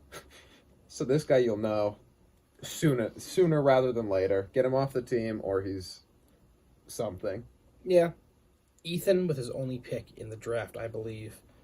Right? Yeah. Took Sean Tucker, who ended up being an undrafted free agent, and I believe he signed with Tampa. Yeah. Yes. They just haven't updated that on Sleeper. Another guy taking a swing on. Health reasons, he fell out of the draft. Similar to what, like, well, not similar to Boutte for the reasons, but similar reasons I like the pick. I think Rashad White's fine back. I don't think he's anything super special. I don't think he's bad. But Tucker's probably the RB2 there if he's healthy. He probably would have been like a round 4 NFL draft pick, I'm guessing, without the heart issues. But they're also saying he might never play again.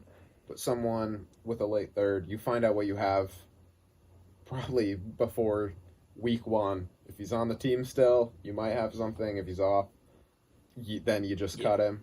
So, sure, I'll take this swing at 310. Next pick, I took Israel Abanikanda, running back on the Jets. This was kind of like my Breece Hall protection. Like maybe Hall isn't as ready as they say he is come week 1.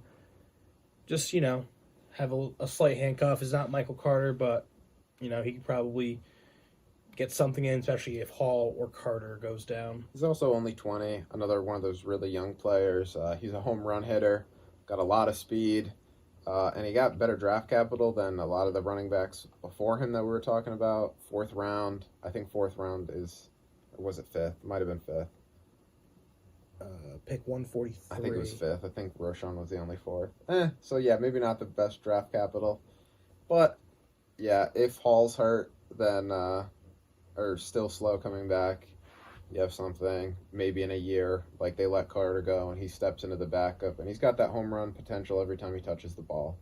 So yeah, as a Breece Hall owner, why not get a possible handcuff? Yeah, and then with the last pick of the draft, Griffin drafted Cedric Tillman. I kind of forgot this guy was here. I feel like a lot of people did, because I was kind of surprised that he fell all the way to 312. He was a 3rd round pick. He went the pick after Hyatt. Yeah.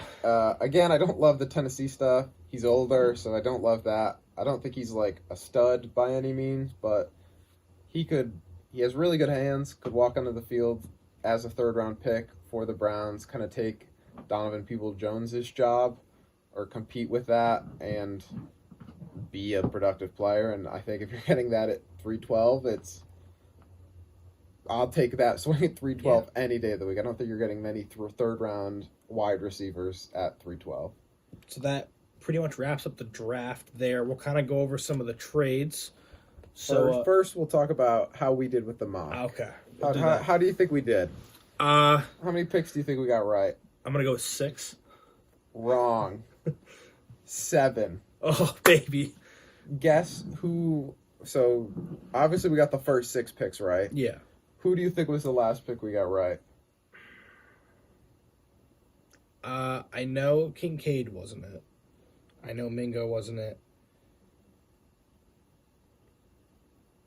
Was it A-Chain? Nope. We predicted Michael Wilson at 306 to Steve. And we nailed that one. Let's go. And then there were a few other players. Mingo, we had going to you, just not at that spot. Kincaid, we had going to Steve, but not at that spot. Marvin Mims, we had going to me, but not at that spot. Roshan, we had going to you, not at that spot. Chase Brown, we had going to you, not at that spot. And Dwayne McBride, we had going to Matt, not at that spot. And I think there was we had Tyler Scott getting drafted, who did not get drafted, and we didn't have Will Levis getting drafted, who did get drafted, but the other picks we all had in the draft. So yeah. I think that was pretty good, especially for some of those late thirds. It's like you could take a swing on anybody. And I think I did in our mock say whatever his face is, Tank Dell is such a Griff guy. And he did take him, but I just didn't think he'd take him in the middle of the second, which he didn't. So now let's look at all the trades that happened during the draft.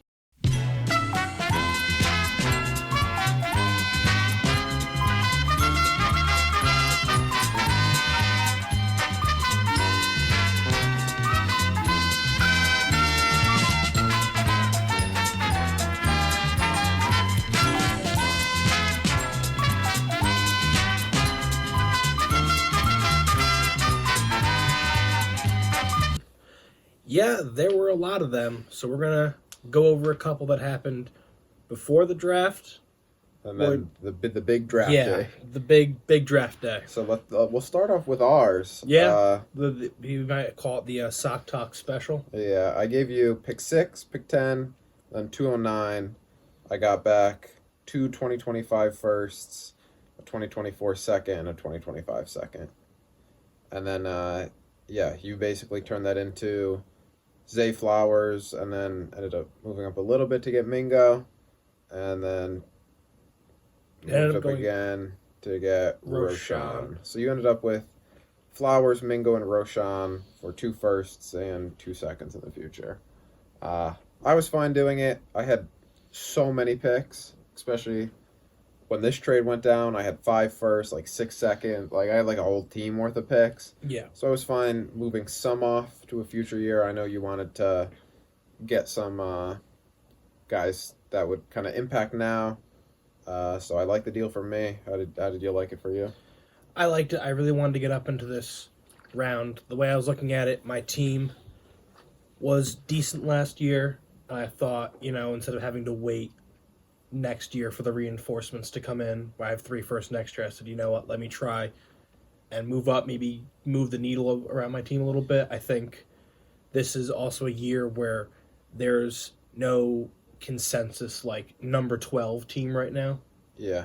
I think it's so like maybe I don't make the playoffs, but if I look competitive, I still have 3 picks next year. Yeah, I think you got Hall, you got Watson, you have Akers, like you have some guys hurt.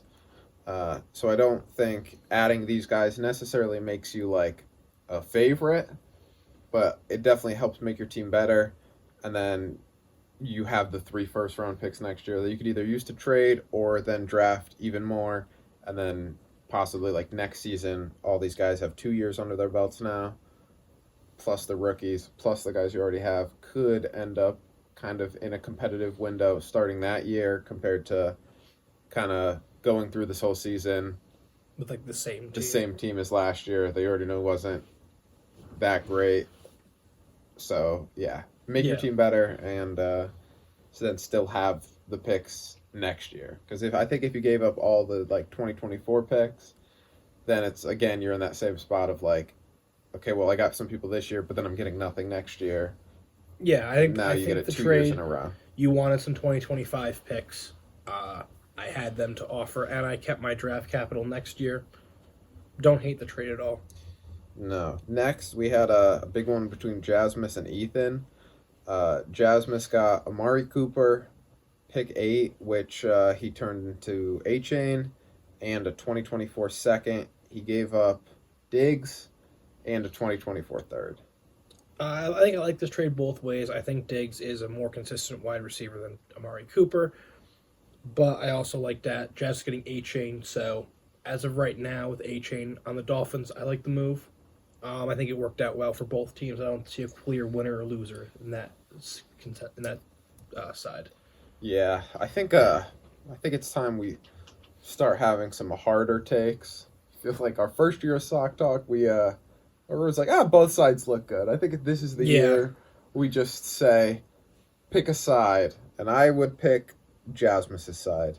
Last year, Diggs was wide receiver 4, Amari was wide receiver 10, and I don't know if that jump from 10 to 4 is worth first and a second. I think I'd maybe rather have A-Chain and Amari than Diggs. But I get it. Ethan is competing. Like, I'm not saying this is a bad trade, too. I'm not sure what I get at those. I think I just lean Jasmus' side. He still gets someone that will put up pretty good numbers. Maybe not the elite numbers that Diggs can, but still put up good numbers. And you get another player to plug in your lineup when Jasmus basically had minimal depth. Yeah. And then I think we are now on to the wild draft day. And might as well start off with probably the biggest trade of the draft. It's a 3-team trade between Matt, James, and Steve. So Matt received just kind of because the 3-team trade, we're not going to be like Matt received 2023 third, which ended up being going back to James or No, team. Matt got 309. Okay, on my end it just says like team 3. Oh yeah, I'll go through it then. Okay. He got 309, which turned out into Butte. He got 202, which turned into Rashi Rice. He got 201, which was Bryce Young, and he got a 2025 first. He gave up pick 9, which ended up being Mingo that you traded for, and a 2024 first and a 2024 third. So looking at the haul, Young, Rice, and Butte plus a future first for about the Mingo pick, a future first. That's kind of what his gave up. And then we move out to James. Well, how do you think of that? We'll break down one part and talk about that because it'll be too hard to look at it in Okay. whole. I don't hate it. I don't. I think you might have been able to capitalize a little bit. I think it also be tough to see until that 2025 first, but I think it was the big piece for Matt there. We see what that becomes. Yeah, I think I liked it because I was trying to pull off a similar-ish trade of moving down, not from 109, but 111, and trying to get like 2 early seconds. So I understand where he's coming from, and then he gave and got a first, and then gave and got a third. So I get where he's coming from, and I think that is a fine deal for him to make. James got a 2024 first and a 2024 third, gave a 2025 second, and gave pick 201, which was the Bryce Young. I actually like this for James. I think you get to that area, he's at 201. Some years that's a nice pick. I think if you don't like the guy that's there, getting 2 future picks for it is a smart move. I think James has a team which we saw can still compete for that playoff spot. Maybe he just thinks, why pick a guy that like is okay if I can get a better player in next year, maybe when I need it more.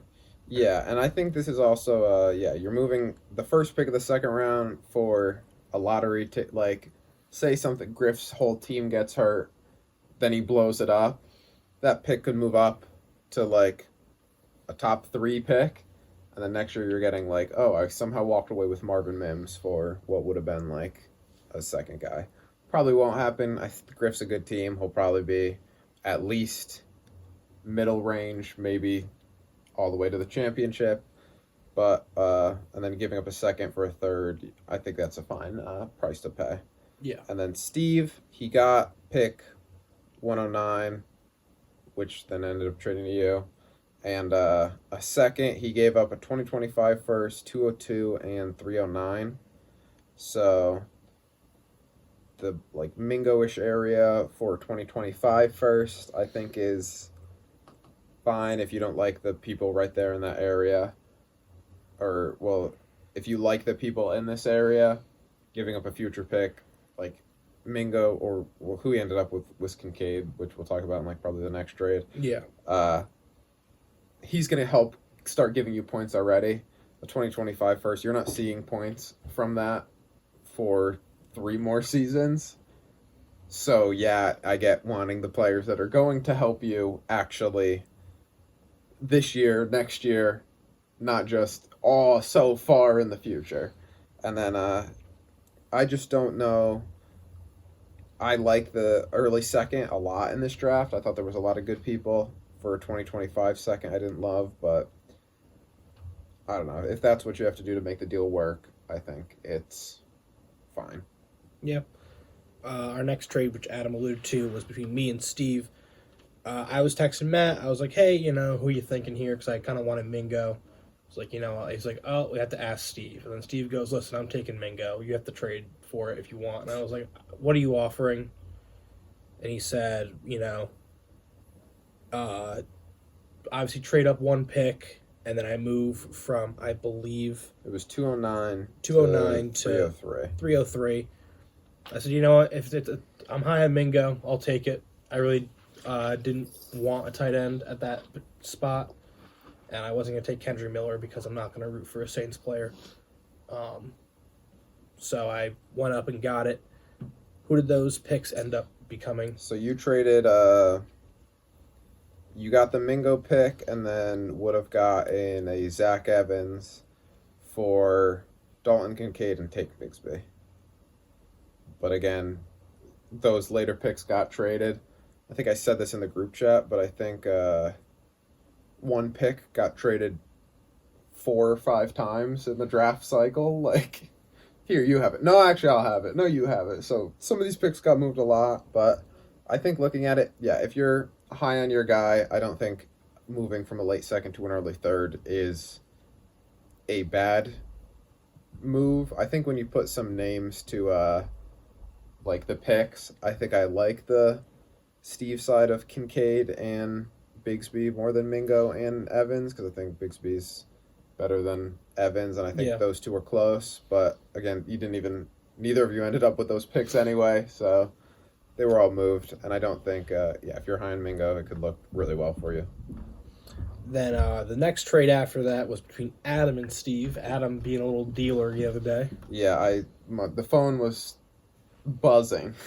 I gave pick 111.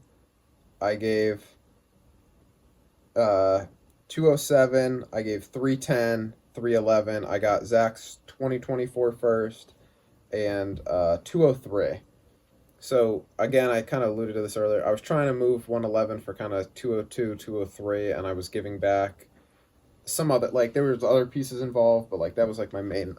I'd rather move back like 3-4 spots and get 2 picks there. I think I was giving up like 210. So it's like I'm moving up a lot in the second and then moving down a little bit in the first for Steve to kind of go up and get his guy. But then he moved one of the picks. So then this is kind of what we worked out on, me getting a future first and that early second, him getting a middle-ish second, some thirds, and that 111. So basically what it turned out to would be Michael Mayer, who I didn't actually end up, and then a future first for Kendre Miller, Anthony Richardson, Sean Tucker, and Izzy Abanikanda. Yeah, I think that trade, Mayer pans out. Maybe it looks a little. It honestly, right now. Yeah, we'll also just talk about the next trade, because that's where I traded 203 to Cherry for his 2025 first. So basically what I got in return was a 2024 first and a 2025 first for that package. Two picks. That's not bad at all. I think I think I texted you while you were doing this, like, you're making it like a bandit today. Getting 2 firsts from a first and an early second, I think, is a nice upgrade, especially like you were saying, you had a ton of picks the other day, and your team isn't the worst thing I've ever seen in my life. Yeah. So it kind of came down to a lot of these firsts I'm getting are projected late. Zach won the championship last year. He's gonna probably be good again this year. But like, it was a late first anyway. Yeah, but so then I just pushed it back a year, kind of thing. Of like, if I get a late first next year, it's like it was already kind of late this year. Then I just move up 4 spots for giving up 2/3. Like, that was kind of my thought there. And then moving back again, I was giving up a second, getting a first. Sure, there were a few people I liked here, but at this point, I still had 204 and 205, and ended up getting 210. So I still was like, I have 3 seconds. The next 2 coming up, I'll be fine doing that. And then that wasn't the case, because then right after I traded 204, the very next pick that I was on the clock at, and Gino for a 2025 first and a 2024 third. Whose first was it? Trevor's in 2025. Okay. So again, it's kind of the same thing. I think Gino's worth a little bit more than a third. Probably maybe 2/3. Maybe a late second, something like that. He was good last year, but he is already kind of older. He's like 31, 32. But they did give him Smith and Jigba. I like Gino, but I still have Cousins and I still have Dak. And I was still kind of thinking, I'll probably draft a QB in this draft, which ended up not happening. But he also gets to pair that up with Smith-Njigba, which getting a nice stack there works. And again, it's kind of the same thought process of, I have the next pick anyway and another second. I'll just pick up Trevor's a great manager. I think he's probably one of, if not the best in this league. If you look at the win percentage, he's number one. So I'm really think he'll still probably be good then. And but I'd still who knows what happens. And then you and I traded again. I gave you, I believe, 2-8 and 2-9 to move up to 2-05. I should get Roshan Johnson, so I ended up trading Marvin Mims and Tank Bigsby for Roshan Johnson. No. No? You were 209. 208. 208. So Hyatt and Zach Evans for it's a Roshan. third. Okay. Yeah. When you say it like that, I like the move. Yeah, I like that for you too. Obviously, you didn't take Hyatt or Evans. Yeah. But Roshan was a guy that kind of dawned on me a little late, and I was kind of like, he probably could be good. Like we talked about earlier, like even Gibbs looks bad or might not seem great when he's behind the best running back in the country. Yeah. I was high on Roshan. If I'm picking there, it was tough of who would I go with. Basically, the next three guys drafted. Would I go Roshan, Downs, or Richardson? I still liked Bigsby and Mims a lot too. So I was like, moving down to 208. One of those guys at least will still be there. Multiple guys will still be there. So it was fine moving down, picking up that third, and I was like, I get another shot. And then you trade with Steve. Well, then I traded 208. Because again, my same. I knew James was making me offers to move up because he knew he wanted Hyatt. And I think Steve kind of knew. He was like, I know James is making you offers for Hyatt. He's like, I don't know, but I know. And he was right. So then he came in. He wanted Hyatt. And he's like, I'll move up one spot and I get 310, which is basically a nothing trade. Yeah, we're starting to get the trades that mean a little bit less. Would have been Sean Tucker. But, I wasn't going to draft Hyatt, so I was fine letting Steve be the winner of the him and James Hyatt sweepstakes, and I was cool with that. Then I finally stuck around and picked for the first time since 105. It was funny because I used to have 1, 2, 3, 4, 5, like 6 picks in between there, and then they all got moved. Again, had Ashley making all the graphics just to not pick anybody. Ashley's over there like, I work so hard on these. I even made an Andrew Voorhees she one gets to post them on our Instagram now. You get to see those, see what they would have looked like. A lot of them looked really cool. Yeah, I will say Ashley does a really good job with the graphics, not only for Adam's team, but for our league and Sock Talk as well. So a little Ashley appreciation. Saw them, but this is what they kind of ended up like. Yeah, no, those are sick. Yeah. And then that trade ended up being Hyatt for Bigsby and Tucker. Cool. Next trade was between Griff and Steve. This one involved players. This one did. So Steve gets Tyler Boyd. Talking to Steve throughout the kind of draft process, we were talking, I think, a day or two before even about trades, about possibly moving up. And then he was like, I need receivers. He's like, I've got okay running backs. He likes McBride. He's got multiple QBs that it's they could be serviceable enough. But he's like, my receiver room's pretty weak. I need to go get receivers, which he did in the draft. He got Hyatt. But then now adding a Boyd. Boyd isn't a stud by any means. He's the third option there. But he's finished usually as a low-end wide receiver 3. If you're throwing him in the wide receiver 3 role or the flex, it's a fine option. Yeah. And giving that up plus a third getting that plus a third for 212 and Hubbard, I think, is a fine option. Griffin. So it turned out Hubbard and Tank Dell for Boyd in the third. I think Griff's just really high on Tank. He wanted to get his guy. Understandable. Yeah. Boyd again, he's not really like a needle mover, so try to get your guy that you think can be.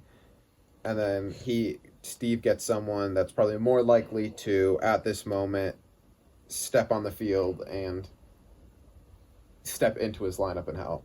Yep. And then the next trade, you again. Yeah, so basically moving down in the second got me 303 from you. Then moving down in the second again got me 310 from Steve. Then I packaged those together to now move up. Traded down so many times, and I was like, now I'll move up. I just like Spears' talent. I thought he just fell because of the knee concerns, and I was like, it's too good of a option to pass on. So the trade turned out Spears for Zach Evans and Sean Tucker. It's like, yeah, I guess in theory maybe taking 2 swings at an RB is better than taking 1 swing at an RB, but I'm fine with hoping Spears' talent kind of pulls through. And then next was a trade between me and Evan. I think I traded up to 302. You did kind of the same thing I did. Yeah. Of moving up and then giving 2 later thirds. Taking a swing at a tight end who I think, has very high upside. Yeah. So you got Washington and then gave Musgrave and Levis. I'm a little bit higher on Musgrave than Washington. So I think I like the other side more, even though it's like Levis is almost nothing to me. Yeah. But if you like Washington, it's the 3rd round. Trade up, get your guy. Who cares? That's my thoughts. And then I'm back on the trade block. I get a 2025 third, and I believe 312 for pick 307. So that was Matt traded up. He was the one getting 3-7. So he got McBride for Tillman, who was still there, and a future third. So I like your side a lot, even though you didn't pick Tillman. You ended up moving again, that another one. guy that I forgot was kind of there. Yeah, he I think fell under a lot of people's radar, and just kind of slid through. Like, he's not like a crazy high name, but just slipped through the cracks and ended up there for. And then this was some wild shit here. I remember this. So Matt trades pick 3, or trades 4 pick 3-8, 3-8, and got 90 fab. 90 fab for a future third. Yeah, Matt's been historically bad. I do think his team looks better after the draft. Evan's thinking, hey, maybe I get like 302, 301, 303 next year instead of 308. And fab is fab. Fab's funny when it's involved in trades. Yeah. So that was, and the 308, he traded up and got Will Levis. Yep. And then James and Ethan traded, I think this was James getting a future third for Sean Tucker. Yeah, 310 for a future third. Sure. Then Evan and Steve made a trade. It was 311. Evan got 311 for a future third and 50 fab. Evan's giving away fab left and right. This man loves his third rounders. He didn't want to wait till the waivers. So that was, but then traded 311 for Robert Woods. What the heck happened here? So Evan got 311 just to then trade 311 for, because that was, he's like, Steve wanted Hodgins, and he's like, I would have done that, so let's redo this. So then they traded it. So then Griff got 311 for Hodgins, which is what Steve wanted. Steve got Hodgins, and then Evan got Robert Woods. Yeah. And then with Griff on the clock at 311, he traded it again. He was taking way too long, and he's like, someone will want this, so I offered him 312 and then one fab to move up to get your guy Izzy for Tillman and $1. Yeah. But yeah, so that was a wild day. I love the trades. I love draft day. I think this is how the rookie draft should go. People moving back, people moving up, jumping someone to get your guy, locking in, making sure you're getting your guy, moving back within your tier to be like, I don't love the board here. Let me move back. Let me sell some futures. I thought it was great. Yeah. I had so much fun. I think this was our best draft to date. I think so, yeah. And I think we're going to take a quick break after hurting our brain with all that. And we'll be back with questions from around the league. Stick around.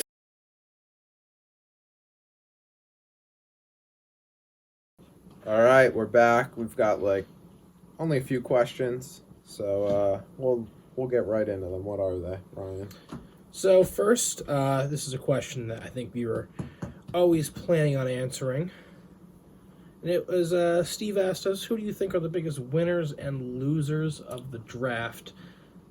It's hard to tell. Yeah, none of these guys right have off played yet, so we're not gonna know. So I'm gonna answer this question. You go.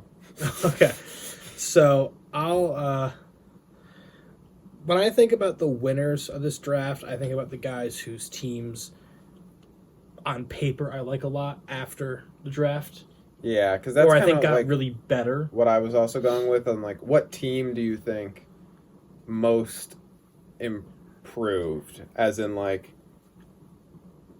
for next season?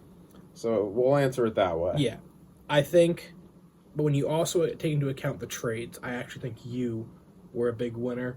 You had a lot of draft picks. You traded a good bunch of them, but you got future firsts for them. I think that was a really good move on top of 2 of the top 4 wide receivers in this class. I think it's hard to ignore that. Plus, I think Tajay Spears at 3-1 might be one of the biggest steals. Yeah, I think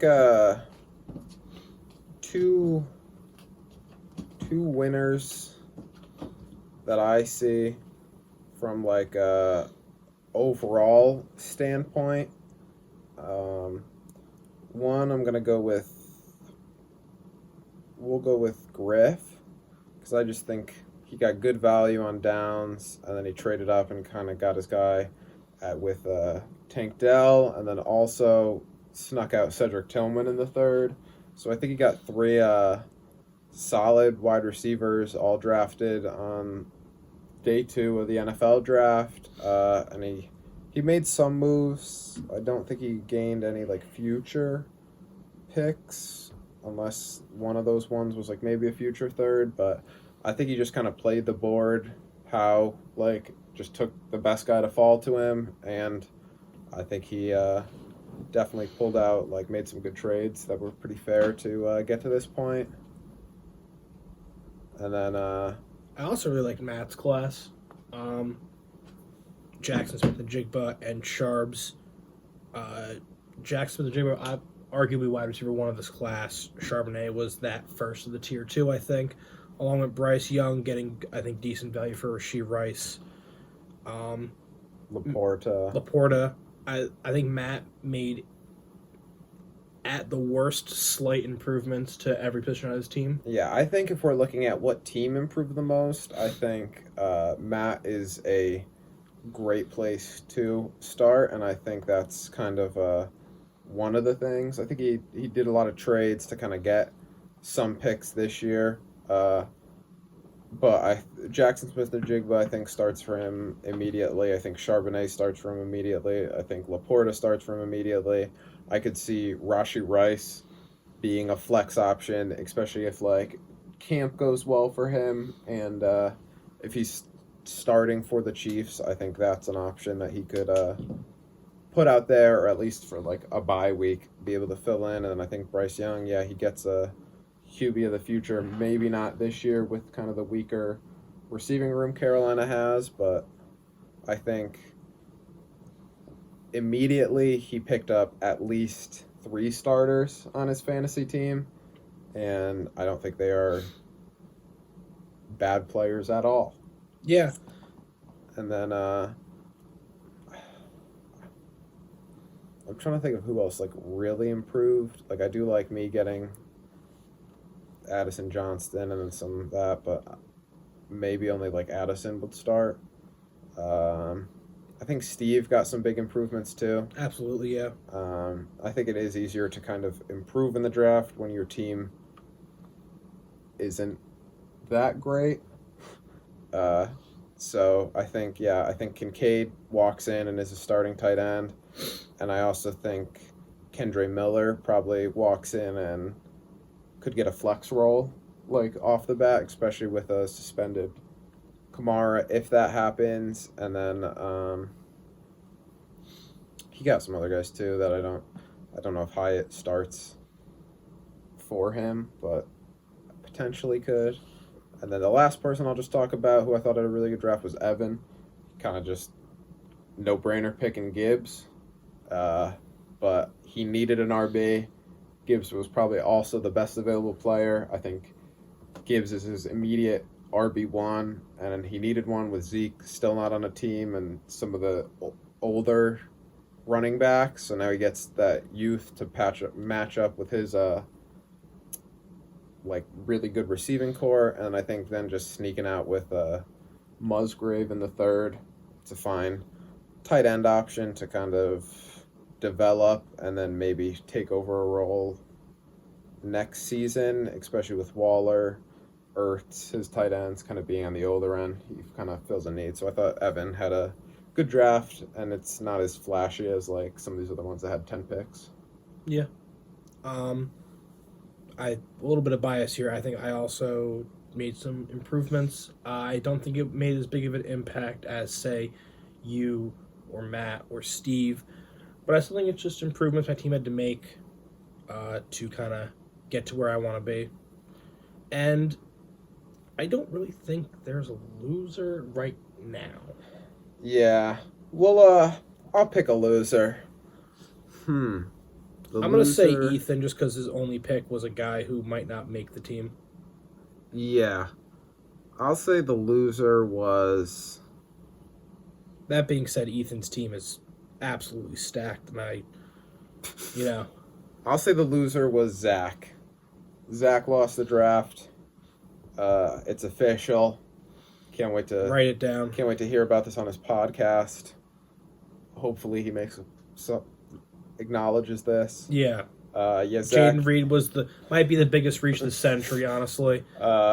Zach's a really good team. He won the championship. That's why he was picking 12. But yeah, I don't know if Reed gets.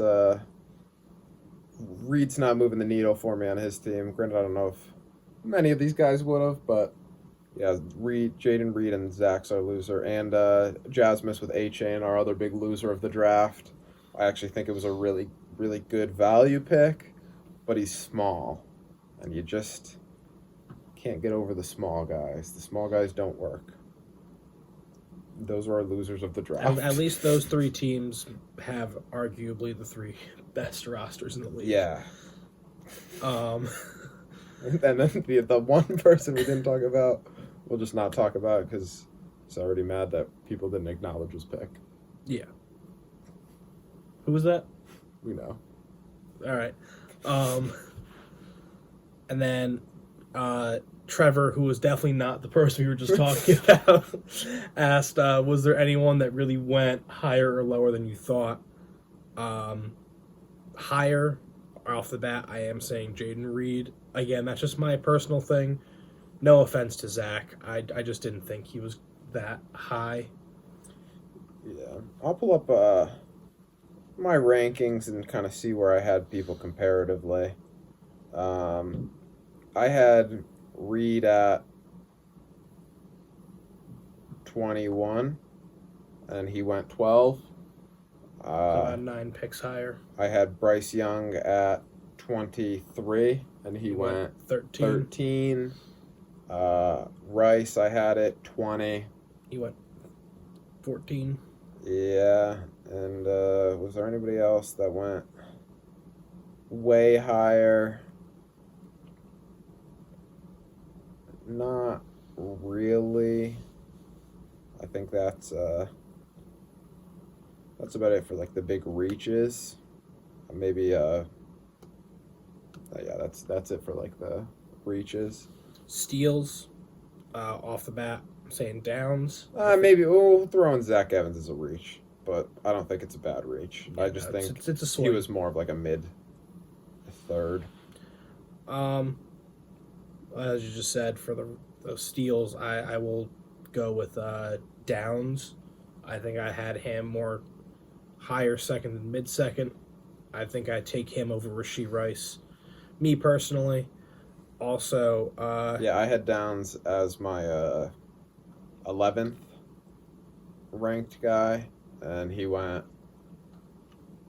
18th. Yeah. I also think Tajay Spears, I think I mentioned earlier, might be the steal of the draft at 3-1. Yeah, I think if his knee holds up and he gets a roll. I had him ranked 19th, and then I got him 25th. So, yeah, I like that one. Another one. I didn't think... Personally, I thought Mingo was a bit of a reach. I had him a little bit lower, just because he scares me. I had him at 16, and he went 9. But, I understand the upside, but I'm just a little bit more concerned, too. I think Zay Flowers was my safer pick, so then I kind of reached a little bit, hoped to get a high upside guy that I was high on. Yeah, Mims, who I got at, 22. Yeah, that's math. Yeah, I had him as my my 15th player. Then Trevor commented on my tweet and said he was 13th on his board, so I think Mims turned out to be a pretty good value pick. And also, I think to address the elephant in the room, Tillman at 312.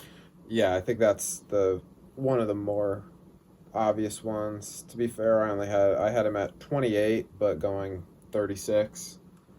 That's a pretty good jump. And yeah. I think if we're talking steals of the draft, we need to talk about the real obvious one. That's Bijan. He should have somehow went earlier than 1-1. He should have went at week 17 waivers. You should have had to have the first 2 picks to be able to draft him. The best value in the draft, probably. A lot of these picks, but yeah. Again, what do we know? Nothing. I draft the wrong receiver every year, so the receivers I said stink. So Zach actually had the best draft. Rashee Rice did well, and yeah, Griff and me stunk. So that's the opposite logic of this. But yeah, I think that wraps up draft talk. I think we covered basically all the... Did you have a question or no? Mine was just kind of who do you think improved the most for the next season? Okay. And then we kind of touched on it. That. All right. Best draft, value-wise, yeah, there's a little bit different things you kind of look at, but I was wondering what team do you think made a big jump? And then we already kind of touched on that. So this will kind of wrap up the draft. We will be back shortly, hoping we get this up. We're filming this on, the 7th. You could tell with a different Panthers jersey. Yeah, we're going to hope to get this up ideally sometime this week. Hopefully the 9th. Hopefully the 9th. Things go at the latest. When you're watching this on the 17th of June. Sorry. I think the latest this video comes out is the 12th. But yeah, we're going to try to get this out quick, and then we're probably going to film next week. Yep. And go over the schedule. I'll have the schedule done before the 11th, and then, I don't know, I'll take a picture or something to prove it, just in case anybody doubts my... You have to get one of those clocks that says the date in one hand and the schedule is a paper form in the other. Yeah, just to be honorable, I'll send it blurred out, and I'll do something to make sure, but then we'll talk about the schedule, release the schedule, and we will have our pre-draft power rankings, kind of see how the draft shook things up with the way too early power rankings and what we're looking at for next season. But yeah, all right. This is our long draft episode wrapping up. Thanks for the great draft. All right, we will see you guys next week, hopefully. Maybe. I don't know.